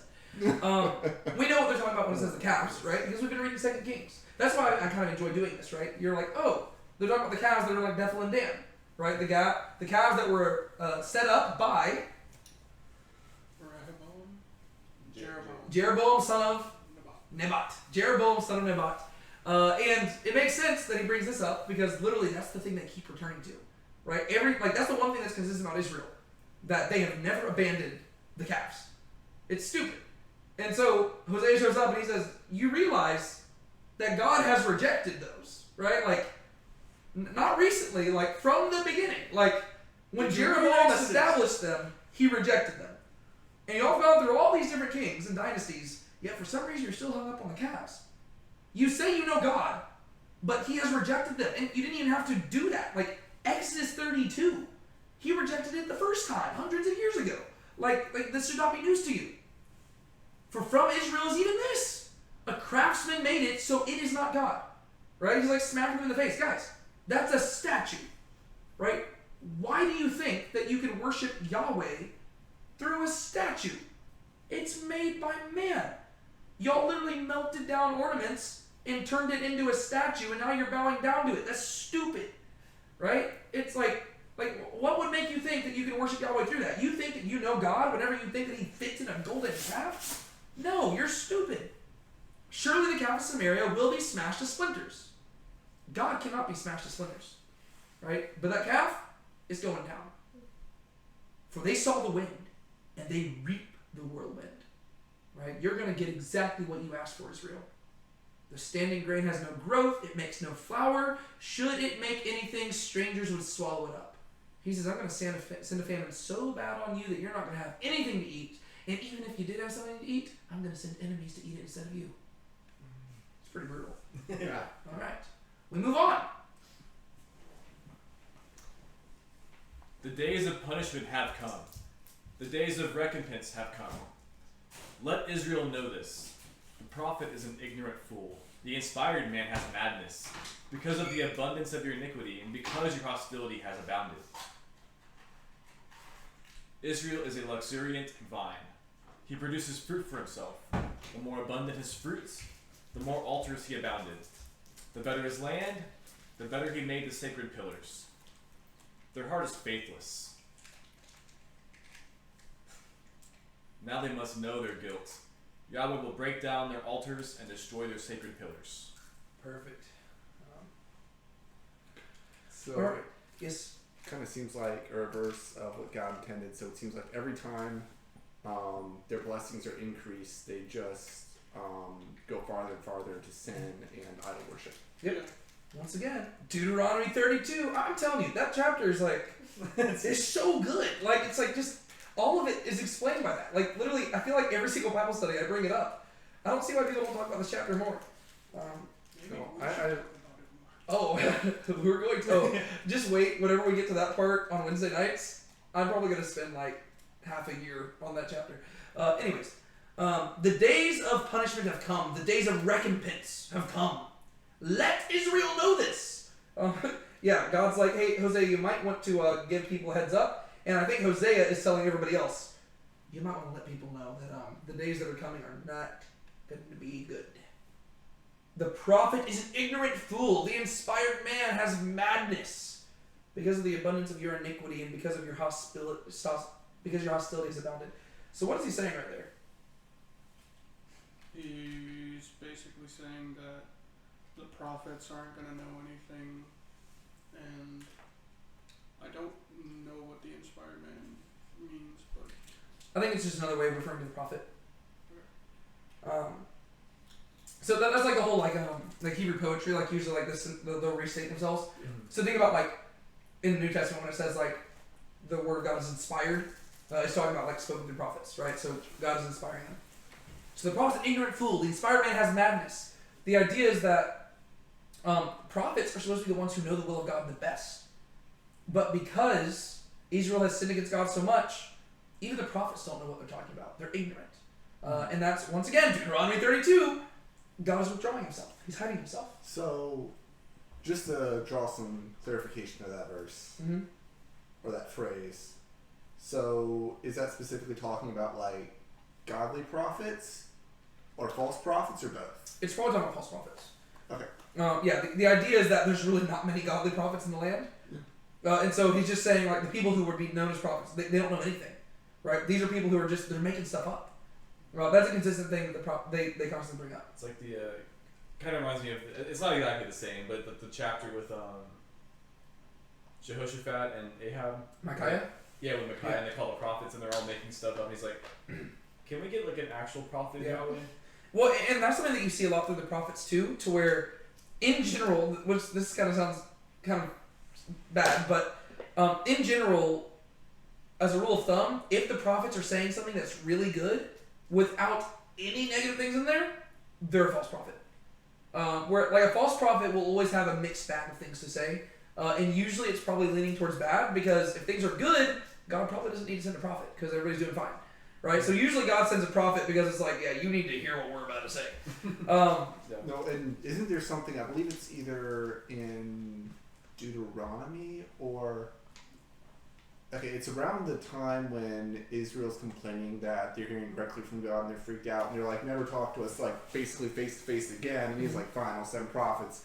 You'll hear my word through them. And then he tells them, you will know a prophet from me is a true prophet because he will say something and then it will happen. Yeah, so that's like a mixture of like Exodus and Deuteronomy. Yeah. Exodus is where they kind of reject God, and then Deuteronomy is where like he gives like the signs of the prophets. I think it's like Deuteronomy 13 and 18. Yeah, I was I was just trying to Yeah. piece it all together, but yeah. Yeah.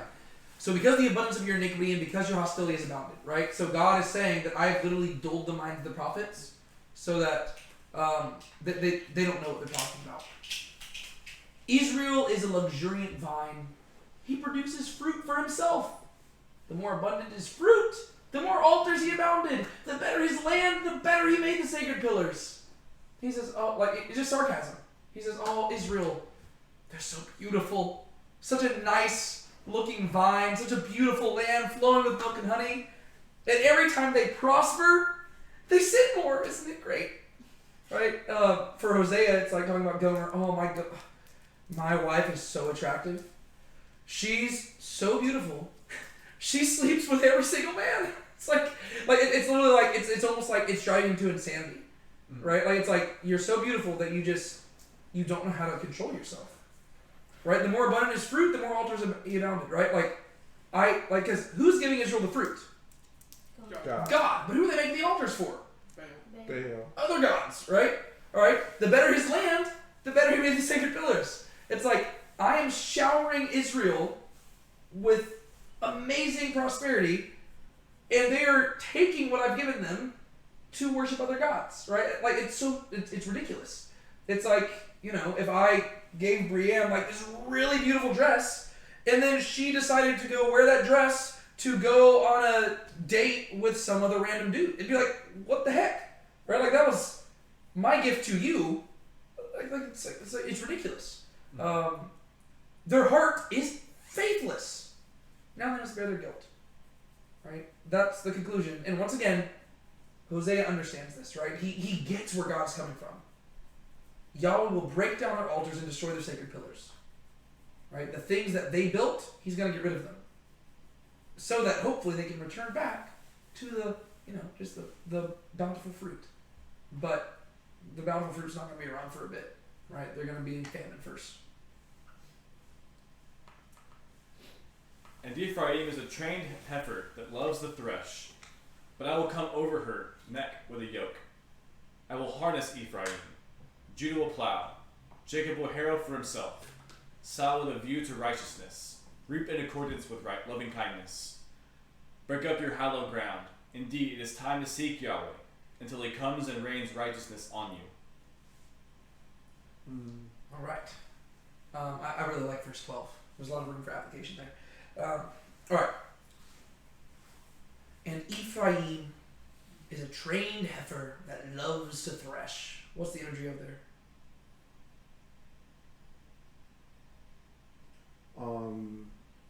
I feel like it's basically saying that Ephraim is. I'm drawing a blank on the word. There's a cow. Mm-hmm. I know heifer means cow, but I'm drawing a blank on.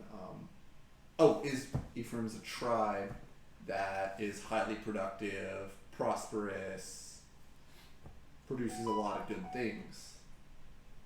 And then God's basically saying, I will come over her with a fair neck, with a yoke. He's like, I'm going to put a heavy burden on them, essentially, and it's going to diminish and as a result, their production will diminish.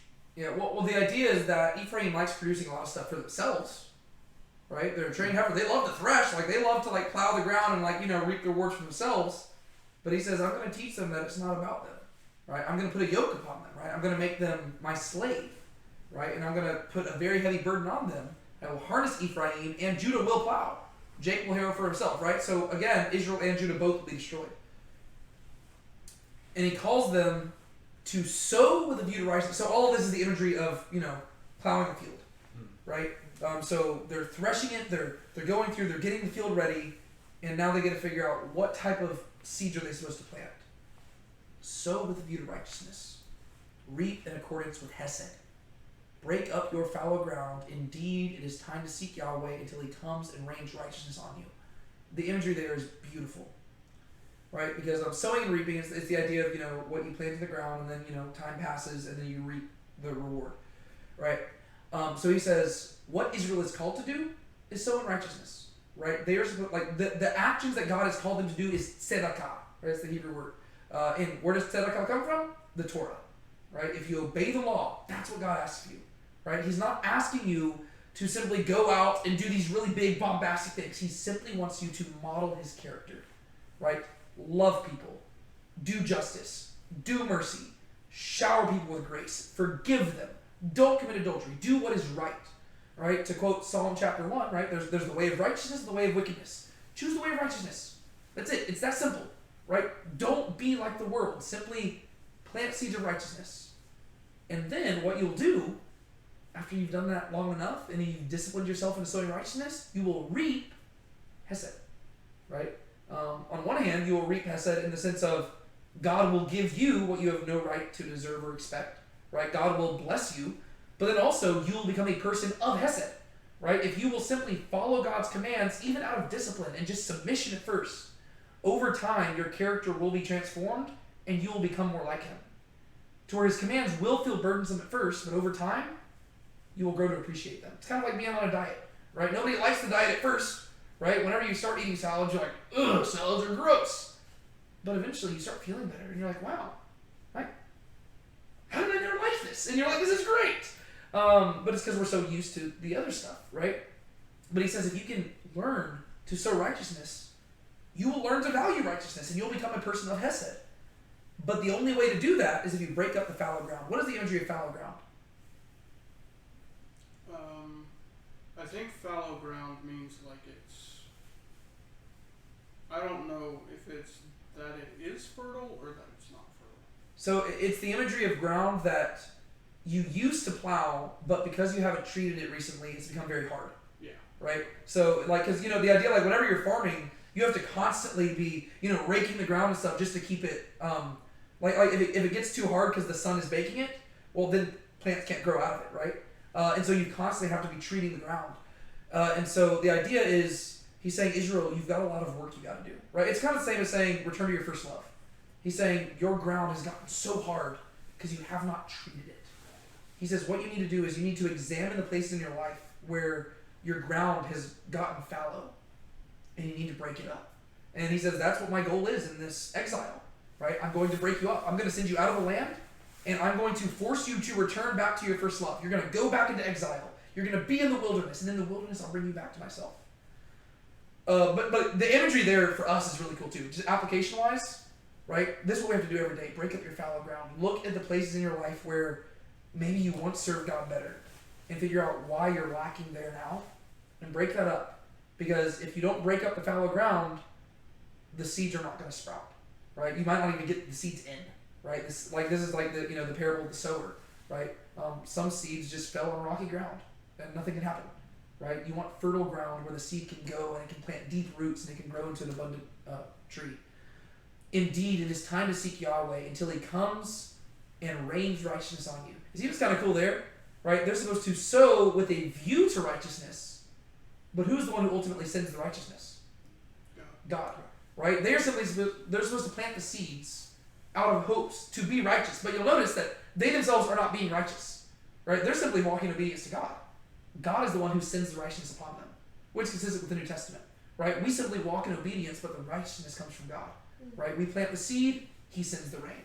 Right? Because apart from the rain, there's no chance of the plant sprouting up. Right? You can plant the seed in the most fertile ground ever, but if there is no rain, nothing will happen. So you simply plant the seed and you trust that God will do His part and send the rain. Which is beautiful imagery. All right, chapter 11. We've only got a few more left. Don't worry, we're going to get through it. Now we are talking about the invitation, right? God is going to invite them to return to Him. When Israel was a youth, I loved him. And out of Egypt I called my son. The more they called them, the more they went from them. They kept sacrificing to the Baals and burning incense to graven images. Yet it is I who taught Ephraim to walk. I took them in my arms.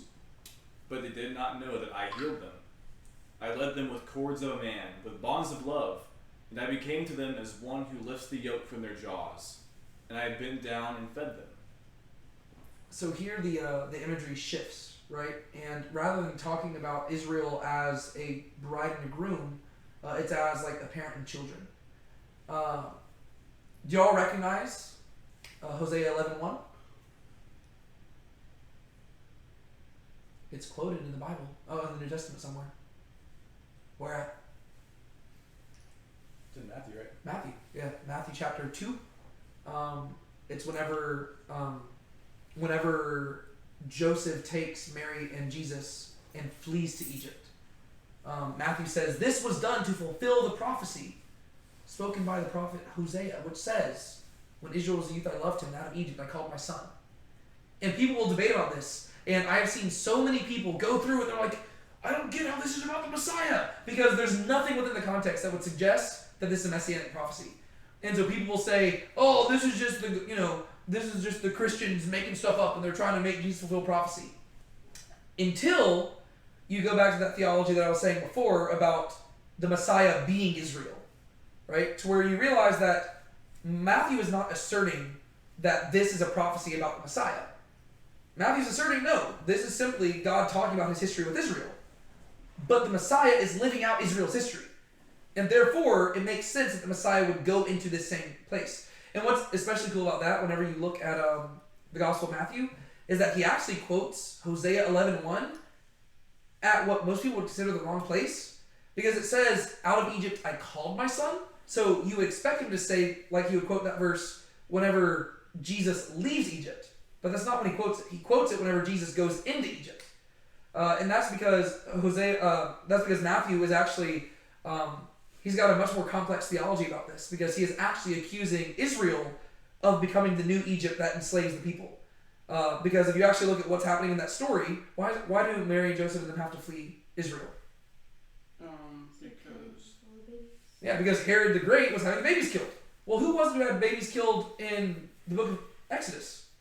Pharaoh. Right? So Herod the Great is the new Pharaoh, which means that Israel is the new Egypt. And therefore, whenever God tells Joseph, take my son out of Israel, he's calling his son out of Egypt. And so it's actually kind of cool. Like, you have to read it like that way, and then you have a better understanding of what exactly Matthew's doing with that passage. It's cool. It's also disturbing that Israel has become the new Egypt. Yes, but it also sets the groundwork for what Jesus is going to do, because whenever Jesus shows up... Sorry, this is a side tangent. I just get excited about it. Whenever Jesus shows up, where does his ministry begin at? Like, what location? Whenever he gets baptized? He gets baptized. Yes, at the Jordan River. The Jordan River is the place where Israel went from the wilderness into the promised land. Right? Well, Jesus, he goes through the waters of the Jordan River into the wilderness. So he is metaphorically going into exile, and he is tempted, and then he comes back, and he is bringing people back into the promised land. So he's basically like saying, hey guys, you need to go through the waters of baptism, you need to exile yourselves, and then return with me, and we will make a new Israel. So it's actually like a big part of especially Matthew's gospel is that he's basically he's taking Egypt and turning it into Israel, which is just kind of neat, but that's a side thing. Long story short, chapter 11 verse 1 is literally just recounting history. It's not an overt messianic prophecy. You would have to really make it a stretch to say that. It's literally just recounting history. And God, he feels for Israel. He says, when Israel was a youth, I loved him. And out of Egypt, I called my son. Right? He's like, Israel, don't you remember our history together? Whenever you were just little, you had just begun to become a nation, right? You've been a nation for a few hundred years. You were a family when you went to Egypt, and then you grew up into maturity there, and I called you out. It was great. But the more they called them, the more they went from them. They kept sacrificing to the Baals and burning incense to graven images. It's like a parent who loves their kid with all they got, but their kid decides to rebel. It's like that's how God feels. He's like, did I do something wrong? No, I didn't do anything wrong. But people are sinful. Yet it is I who taught Ephraim to walk. I took them in my arms. But they did not know that I healed them. I led them with the cords of a man and with bonds of love, and I became to them as one who lifts the yoke from their jaws, and I bent down and fed them. He says, guys, don't you remember in the wilderness when I gave you manna? Don't you remember whenever I gave you the Torah? Those commands weren't meant to be a burden to you. They were meant to lift the burden from you. Right? You know what's burdensome? Whenever you're going throughout the place and you feel like you're afraid of being ripped off or murdered by everybody around you. Well, that's why I said don't murder. That's why I said don't commit adultery. That's why I said don't cheat, don't lie. I was trying to lift the burden so that you could live in peace. I gave you the Sabbath day. I was trying to make you be happy. I was trying to teach you to walk. But now you're turning at me like I'm the bad guy. I was nothing but a good parent to you. You're dealing with the consequences of your own actions.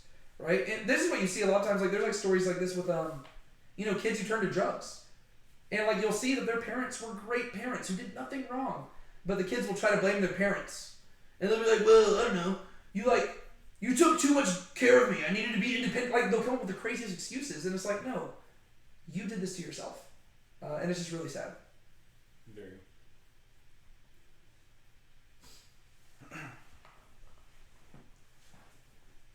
How can I give you up, O Ephraim?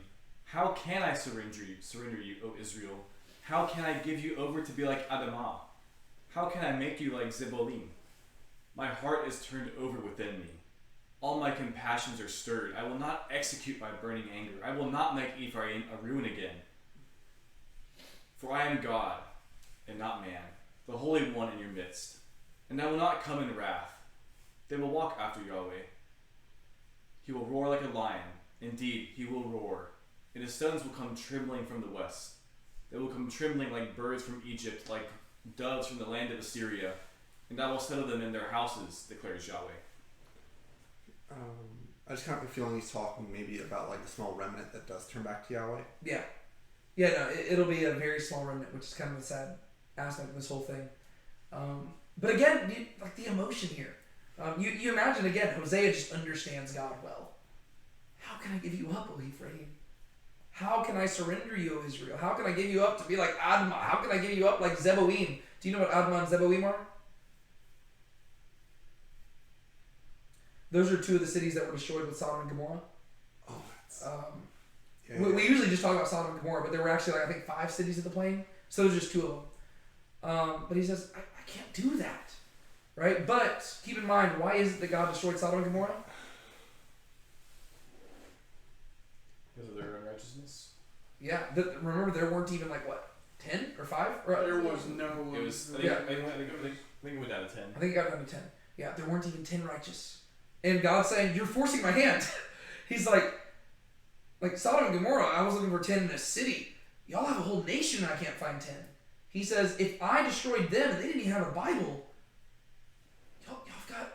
y'all got the Torah, you've got the law, the prophets, you got all this stuff. But how can I give you up? Like, just the phrase, how can I? Once again, you just see God, like, you don't see God like this very often, right? But this is apparently how God feels. How can I give you up? How can I surrender you? How can I give you over? How can I make you? My heart is turned over within me. All my compassions are stirred. He says, I'm literally looking for a way to be merciful. He says, if there was a way for me to spare you, I would do it. But I can't justify it any longer. I will not execute my burning anger. I will not make Ephraim a ruin again. Do you see like how God's like almost like arguing with himself? Because he's saying, I literally can't justify it, but I'm not going to do it. Like, it's almost like, I'm hesitant to say this because people are going to like take it the wrong way. It's almost like he's schizophrenic. But it's like he's literally wrestling with an impossible decision. He's like, y'all deserve to be destroyed. And I cannot justify sparing you any longer. But I can't destroy you because I love you too much. And I shouldn't love you though. And like, it's like he's literally going back and forth. It's like pinball. And he's just like frustrated. I will not make Ephraim a ruin again. He says, I've already afflicted you enough. I don't want to do that to you again. For I am God and not man. The Holy One in your midst. I will not come in wrath. He says, I'm not... Or was that? Yeah, we discussed this a couple weeks ago that God often finds a way just to be merciful, even though there's a million reasons why he shouldn't. Yeah, whereas as humans, we go out of our way to not be merciful. Yeah. Right? We're looking for excuses to treat somebody badly. But God says, I'm not like man, though. I'm God, not man. I'm holy. Right? If there was a way to spare you, I want to do that. But it's hard, because you're making it very difficult on me. I can't justify not destroying you. But I don't want to respond how you would respond, and I don't want to respond how I want to respond. I don't want to, like God's literally just like at a loss. But he says they will walk after Yahweh. He will roar like a lion. Indeed, he will roar, and his sons will come trembling from the west. From the west is interesting. Because what is west of the land of Israel? Philistine territory? Kind of, but more further to the west. It was like everything from the Mediterranean. Yeah, it's the Mediterranean. Like, I'll look this up real quick. I am pretty confident that the word for west in Hebrew is literally the same as the word for, like, sea. Like, I'm pretty sure it's literally not even different because from a Hebrew perspective, there is no difference. Like, if you go west, you go to the sea. Let me see. The word for west is, it's literally sea. Yam. So it literally says, indeed he will roar, and his sons will come trembling from the sea. I don't know what to make of that.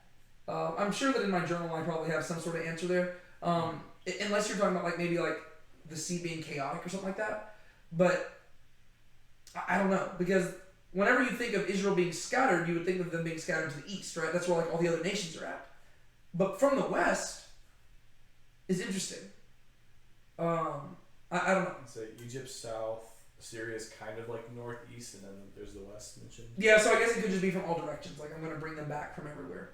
Right? I guess that would make sense. Or maybe it's the kind of idea that they're going to be so scattered they even went to the east and went on boats and went. Yeah, that could be possible.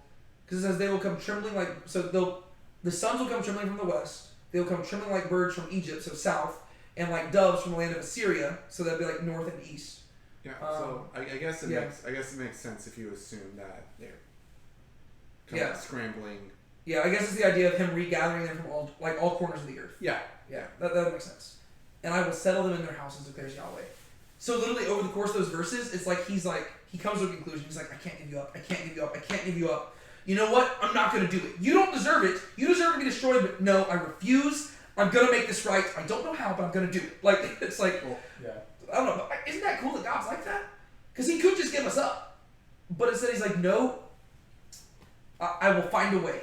I will find a way to atone for sin, and I will resurrect things on the third day. Right? It's like, we'll handle that when we get there. But couple things. I feel like you can draw two ideas or parallels from this, right? So I remember how we talked about like how God often talks about like small D days or minor D days of God, and there's the big end day with the tribulation and everything that goes on in Revelation, right? Here, I think you can draw two revelations of kind of salvation from. There's like a small salvation where Israel kind of like physically comes back together. Mm-hmm. I know we talked about it earlier, and I'm drawing a blank on when it happens, but so they're going to be exiled via Samaria, and they're all going to kind of come back, right? Yes. And that's kind of the small victory day, and then there's the big victory day, which is when Jesus comes back in Revelation. Yeah, and I think that's actually probably consistent with what the Bible would suggest, because they're like at the end of the Old Testament, we do have them all returning, but then at the end of the New Testament, you have like the final return. Well, it's like because you have to think about it this way: it's like God's gonna get the final say in the end, and even if it's like a victory from a small D day or a victory from the big D day, it's like the same thing. For sure. All right. Now we're going into the final little section here, where ultimately these chapters are primarily about restoration, but the beginning is still going to be kind of negative, and it's going to talk about some accusations here. But ultimately it's going to lead to a more positive thing. These are the final few chapters. So. And Yahweh has a contention with Judah, and will punish Jacob according to his ways. He will cause everything to return to him according to his deeds. In the womb he took his brother by the heel, and in his maturity he wrestled with God. Indeed, he wrestled with the angel and prevailed. He wept and sought his favor. He found him at Bethel, and there he spoke with us. Even Yahweh, the God of hosts. Yahweh is his name of remembrance. Therefore, return to your God. Keep loving kindness and justice, and hope in your God continually.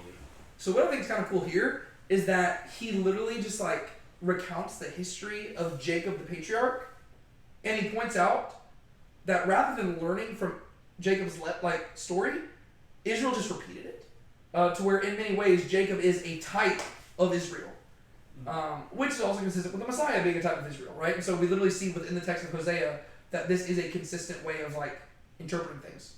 So Yahweh has a contention with Judah. He will punish Jacob according to his ways, right? So he refers to Judah, the nation, but then he also calls it Jacob because Jacob calls back to the patriarch he's about to talk to, right? He will cause everything to return to him according to his deeds. In the womb he took his brother by the heel, and in his maturity he wrestled with God, right? That's talking about Jacob, the patriarch, right? Literally his name, Jacob, means heel grabber, which means he's a trickster. But then even by the time he was an adult, he's wrestling with God. And that's where he gets the name Israel, right? So that accounts for both names, right? So in the womb, he was a Yaakov, and in maturity, he was a Yisrael, right? He was a heel grabber and a God wrestler. That summarizes the story of the people of Israel and Judah, right? They're deceptive, and they're constantly wrestling with God. Indeed, he wrestled with the angel and prevailed. What I think is cool there is that it says he wrestled with God, and then it says he wrestled with the angel. And so right there, Hosea is confirming that the angel is God, right? The angel of Yahweh is God in some mysterious way. So it's like, oh, that's weird. The messenger of Yahweh is God? Okay, cool. He wrestled with the angel and prevailed. He wept and sought his favor. He found him at Bethel. There he spoke with us. You see how he's saying that Jacob found God at Bethel, but at Bethel God spoke to us. Which is like, it's like he's saying that Israel is Jacob. and Jacob is Israel, right? Whenever God spoke to Jacob, the message he delivered was a message for all Israel. And now what is Israel doing at Bethel? Worshipping a golden calf. He says that's ridiculous. Even Yahweh, the God of hosts, Yahweh is a name of remembrance. Therefore, return to your God. Shuv Eloheka. Keep Hesed and Mishpat. And hope in your God continually. He says that's what you got to do. Right? Jacob, whenever he returned to the land, after all he had done, he finally found God. Don't be like Jacob. Right? Jacob, he should have just found God from the very beginning. But instead, he decided to fall in the ways of the serpent. Right? And he decided to just go down and be a trickster and deceptive and all that stuff. He should just follow God from the beginning. So he says, Israel, don't be like Jacob. Just be Israel now. Right? Admit that you wrestled with God. Let him speak to you at Bethel. And just hope in him. Return to him now. Whereas if you remember Jacob's story, whenever he was leaving the land, he says, if God allows me to return to this land, then I will worship him. Mm-hmm. So he says, God needs to make me return before I return to him. Whereas Hosea is like, well, how about this? You can just return to God now. Right? Don't test God like Jacob did. Just serve him now. Now Jacob fled to the field of Aram, and Israel worked for a wife. And for a wife he kept sheep. But by a prophet Yahweh brought Israel up from Egypt, and by a prophet he was kept. Ephraim has provoked to bitter anger, so his Lord will leave his blood guilt on him, and cause his reproach to return to him. Yet I have been Yahweh your God since the land of Egypt, and you were not to know any God except me, and there is no Savior besides me. I myself knew you in the wilderness, in the land of drought. As they had their pasture, then they became satisfied. Indeed, they were satisfied, and their heart became raised up. Therefore, they forgot me. All right. So he continues just recounting the history, right? And he talks about Jacob going up into the land where he works for Laban, he works for a wife. You remember how that story went? He was deceived, right? You go up into the wilderness and you receive the fruit of your actions, right? Whenever Jacob left the land of Israel, he went up into another territory and he had to get a taste of his own medicine. In the same way, Israel's going to get the same thing, right? They have been evil towards God. Well, they're going to be taken captivity and people are going to treat them in evil ways, right? But by a prophet, Yahweh brought Israel up from Egypt. And by a prophet, he was kept, right? Moses went to the people in exile and brought them back. Ephraim has provoked to bitter anger, so his Lord will leave his blood guilt on him and cause his reproach to return to him. So Hosea says, hey guys, in the past, Israel listened to the prophets and it worked out for them. Right now, you are in the place of Jacob. You are about to go into exile just like Jacob did whenever he deceived. And unless you want to stay in exile, I recommend you listen to the prophet. So he says, return to God now. Obviously, Hosea is putting himself in the place of Moses. Yet I have been Yahweh your God since the land of Egypt. And you were not to know any God except me. There is no Savior besides me. I myself knew you in the wilderness, in the land of drought.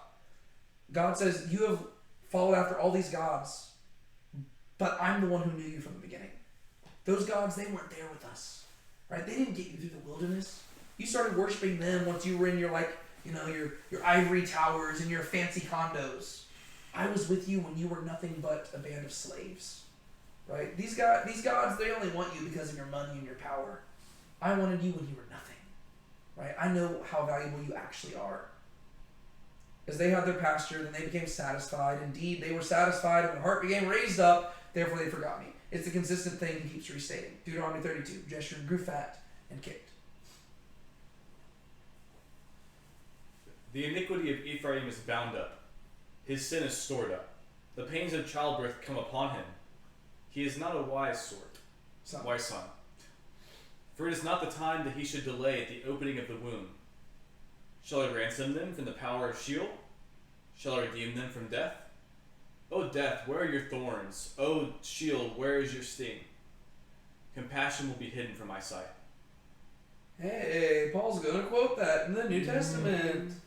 Hosea is actually quoted quite a bit in the New Testament.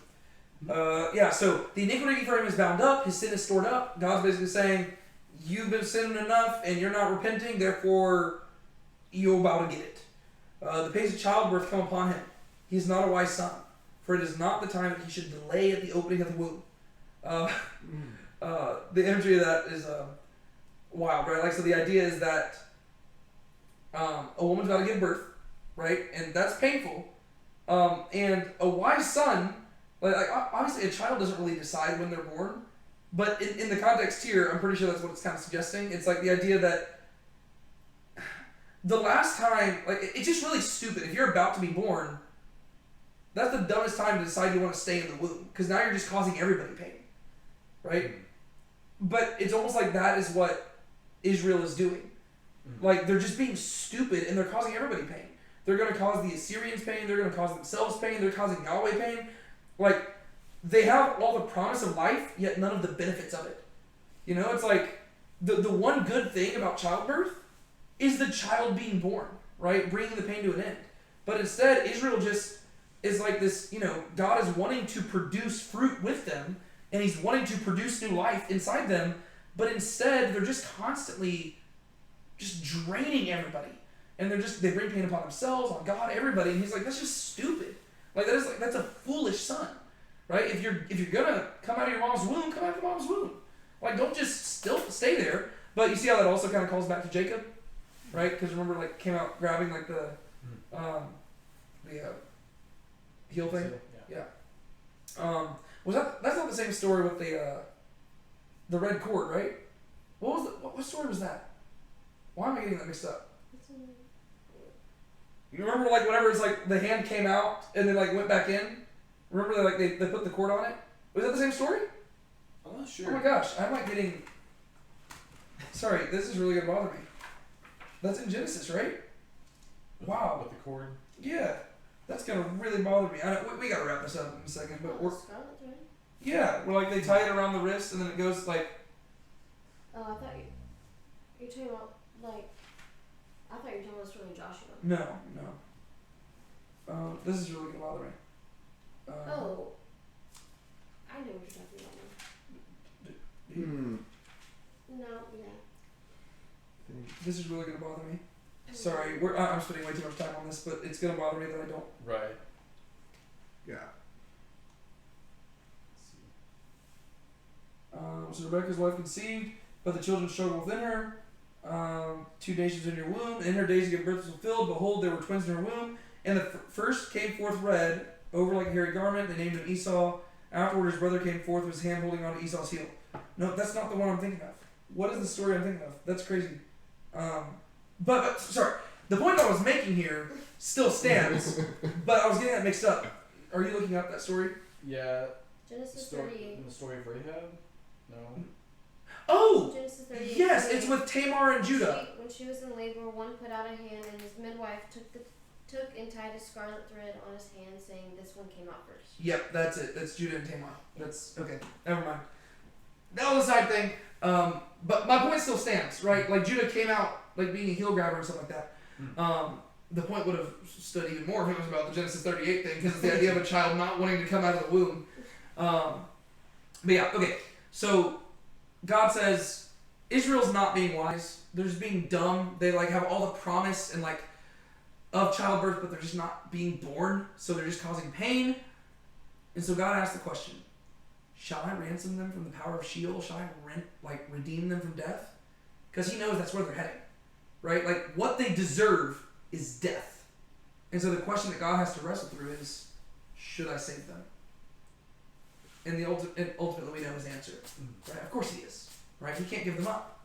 And so he says, O death, where are your thorns? O Sheol, where is your sting? Compassion will be hidden from my sight. Right? So the idea is that God is going to hide his compassion for a little bit, but he will eventually restore them. And in that day, the sting of death will be gone. Right? He will, bury them, but he will raise them up on the third day. Right? And so that's kind of where the story's heading. But let's wrap this bad boy up. Final chapter, 9 verses left. Sorry this has gone so long. You're good. Return, O Israel, to Yahweh your God, for you have stumbled in your iniquity. Take words with you and return to Yahweh. Say to him, forgive all iniquity and take what is good, that we may pay in full the fruit of our lips. Assyria will not save us. We will not ride on horses, nor will we say again, our God, to the work of our hands. For in you the orphan finds compassion. I will heal their turning away from me. I will love them freely, for my anger has turned away from them. I will be like the dew to Israel. He will flourish like the lily, and he will take root like the cedars of Lebanon. Do you see how simple this is? Right? All Hosea says is, guys, you just need to confess. Like, own up to your actions and confess, and like that, things will be better. Yeah. Right? Like, that's the thing. Like, it's just stupid. Like, he's like, just, that's all he's asking. He's not even asking for you to be perfect. He simply wants you to own up to your imperfection. That's it. Right? And then he wants you to try to submit. Return, O Israel, to Yahweh your God. For you have stumbled in your iniquity. Right? He didn't say you might have. You have. It's what you've done. Take words with you and return to Yahweh. Don't come empty-handed. But he doesn't want your sacrifice. He wants your words. Like David says in Psalm 51, the sacrifices of God are a contrite spirit. Mm-hmm. Right? A broken heart he will not despise. So Hosea says he doesn't want, like, it's kind of like if you get in an argument with your spouse and then you come home with like flowers. That's not what they want. They want an apology. Right? They just want you to just be honest and like own up to that you did something wrong. That'll mean more than flowers. Flowers might not hurt, but like that's not what matters. It's not enough. Well, it seems like the flowers are just trying to buy them off. And God says, I can't be bought off. Right? Take words with you and return to Yahweh. Say to him, forgive all iniquity and take what is good. Right? So forgive us of our bad and find something within us to appreciate, that we may pay in full the fruit of our lips. Right? Whenever it says take what is good, it could also just mean take whatever you want. Right? Like, God, we don't deserve anything from you. Yeah, all we have is yours. Forgive us our iniquity. Take all the good stuff you've given us. We just want to be yours again. Right? We don't care about the vineyards. We don't care about the luxury. We just want you. Assyria won't save us. We will not ride on horses, nor will we say our God to the works of our hands. Right? We're going to start trusting in political alliances. We're going to stop trusting in our own military power. We're going to stop trusting in these stupid statues that we've made. Right? For in you the orphan finds compassion. Right? All those things, they only save the powerful. Right? Assyria is only going to save you if they think you're worth saving. Right? Military, they're going to save the people that they deem worth saving. Right? Gods, they're just statues. Right? But God, he cares for even the lowliest in Israel. Right? The orphan who has nothing to offer in return. So they say, God, like Hosea is saying, just come to him, own up to your evil, submit all things to him, and tell him that he's the only one who offers salvation. Right? That you can't trust in yourself anymore. You have to trust in him. And then look at how God responds. I will heal their turning away from me. I will love them freely. Right? Whereas, by contrast, earlier on, you had Hosea saying, we're going to keep distance. Where now he says, no, I'm going to love them freely. For my anger has turned away from them. All it took was an apology. That's it. That's all God's looking for. They haven't done anything good. All they've done is literally repent. And God says, all right, we're good. That's it. That's all. Okay. Marriage back on. We're great. Like, that's how simple it is, right? He doesn't want, indulgences or anything like that. He simply just wants their heart. I will be like the dew to Israel. But it's not going to be like a morning dew that comes and goes really quickly. It's going to be a dew that sticks to the ground and causes Israel to flourish like the lily, and he will take root like the cedars of Lebanon. Cedars of Lebanon are known for being some really big, tall, and strong trees. And he says, that's what I'll make Israel. Right now, they're going into famine. Right now, they're going into exile. Right now, they're going to be scattered. But if they would simply repent, I'll make them like the cedars of Lebanon. And they will stop having a love that's like the morning dew. Instead, I will be the dew to them, and I will make them flourish. All they need to do is repent. Final verse of the whole book. His shoots will go forth, and his splendor will be like the olive tree, and his fragrance like the cedars of Lebanon. Those who live in his shadow will again raise grain. And they will flourish like the vine. His name of remembrance will be like the wine of Lebanon. O Ephraim, what more have I to do with idols? It is I who answer and look after you. I am like a luxuriant cypress. From me comes your fruit. Whoever is wise, so let him discern these things. Whoever is discerning, let him know them. For the ways of Yahweh are right, and the righteous will walk in them, but transgressors will stumble in them. So basically, just at the end here, God promises that He will do for Israel all the things that He has promised. Right? All they have to do is return to Him. That is it. His shoots will go forth. His splendor will be like the olive tree. His fragrance like the cedars of Lebanon. The idea is like, guys, forget exile. I will make you so much better than you were before. Right? Right now, y'all go to Lebanon for cedars. I'll make you like the cedars of Lebanon. Right now, you go all around the world looking for the best things. I will make you the best things. Those who live in His shadow will again raise grain, and they will flourish like the vine. His name of remembrance will be like the wine of Lebanon. O Ephraim, what more have I to do with idols? It is I who answer and look after you. I am a luxuriant cypress. From me comes your fruit. All God is asking them to do is acknowledge Him. That's literally it. Bare necessities. He says, I don't want anything flashy. I simply want you to realize where you got all your good things from. Right? We know that all good things come from above. Right? As James will say. That's all he's asking. He says, I just want you to realize all good things come from me. It also makes sense, because who is James writing to? Jewish Christians. In the dispersion, right? The ones who have been Jezreeled, right? The ones who have been scattered. He says, all good things come from above, from the Father of lights. He's reminding them the same thing Hosea is saying, right? You can't get these things, you can't rely on yourself. You have to rely on God. And then Hosea ends with a call to action. Whoever is wise, so let him discern these things. Whoever is discerning, let him know them. So there's this progression, right? Discern it, and if you can discern it, come to know it. For the ways of Yahweh are right, and the righteous will walk in them, but transgressors will stumble in them. I've been in Psalm, I just started studying the Psalms, and Psalm 1, that's exactly what this is, like Psalm 1 is about. Right? There's the way of the righteous, the way of the wicked, and the way of righteousness is found in delighting in the word of Yahweh, in the Torah. And that's exactly what Hosea says. So he basically says, here is my message, the ball's in your court now. If you are wise, you will heed the words of the prophet, you will listen, you will return to God. It says the transgressors will stumble in them. Is them still referring to the ways of Yahweh? Because it doesn't say they'll yes. stumble in their wickedness. Yeah, no, I would say that it's the transgressors will stumble in the way of Yahweh. Right, like basically it's saying that it's a stumbling block to them. Okay. That's what I was. The idea is, it's kind of like in John 3:17 where it says, Jesus did not come to condemn, but those who deny Him condemn themselves. Mm-hmm. The idea is, Hosea is saying, before I delivered this message, you could have said you were ignorant. Now you can't. And therefore, the words that I've spoken to you, proclaim the way of Yahweh, it will either bless you, or it will seal your doom. Because now you cannot claim ignorance. Right? So if you respond correctly, good. You've gotten the message. Congratulations. If you don't, then they might very well be the reason why you're destroyed.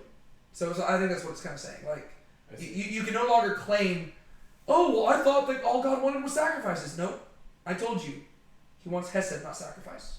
Oh, well, I thought that we were doing good. No, I told you didn't know Him. Right? And so Hosea is saying, I've taken away your excuse. You cannot claim that you have not been called out. So now the ball is in your court. If that makes sense. Yeah. I think that does, yeah. Cool. Alright, so there's the book of Hosea. Sorry, it was long. And here I was like, oh, there's not many of us today. We can go through this quick. Right. That never happens. Anyways, is there anything y'all want to add about the book of Hosea? It's a really good book. I love the imagery. It's a really good book, Yeah. It's a very emotional book. Like I said, it is quoted a lot in the New Testament, so Yeah. being familiar with the whole book would give a lot of insight into, kind of like the First Peter thing, just give a lot of insight into like when it's quoted, like what they're actually saying. Yeah. And really the prophets are quoted a lot in general. That's why it's like people need to study them more. Because usually people, the only verses they study in the prophets are the verses that are quoted. Mm-hmm. And usually they're always like, oh, it's got to be messianic. And like they try to change the meaning of it. Mm-hmm. Whereas they just might totally misunderstand what the author of the New Testament's going for. It's like, yeah. Or if you make that assumption back into the prophet's text, then you're like, I feel like I've heard people say things that negatively about the Old Testament text because they're reading it wrong. Yeah. Yeah. So, cool. All right. Anything else to say? Cool. Well, Brian, you want to pray us out? Lord, we thank you for the opportunity of us being able to gather together and to study your word. Lord, I pray as we lead the study and we go throughout our week that we carry this study with us, Lord, and that we reflect on it and maybe even share it with other people that we talk to or that we meet, Lord. Allow it to edify us and allow it to go into the depths of our heart and make us love and desire you more with each passing day. Please be with us as we continue our conversations together. May we glorify to you and be with us as we leave today. In your name we pray. Amen. Amen.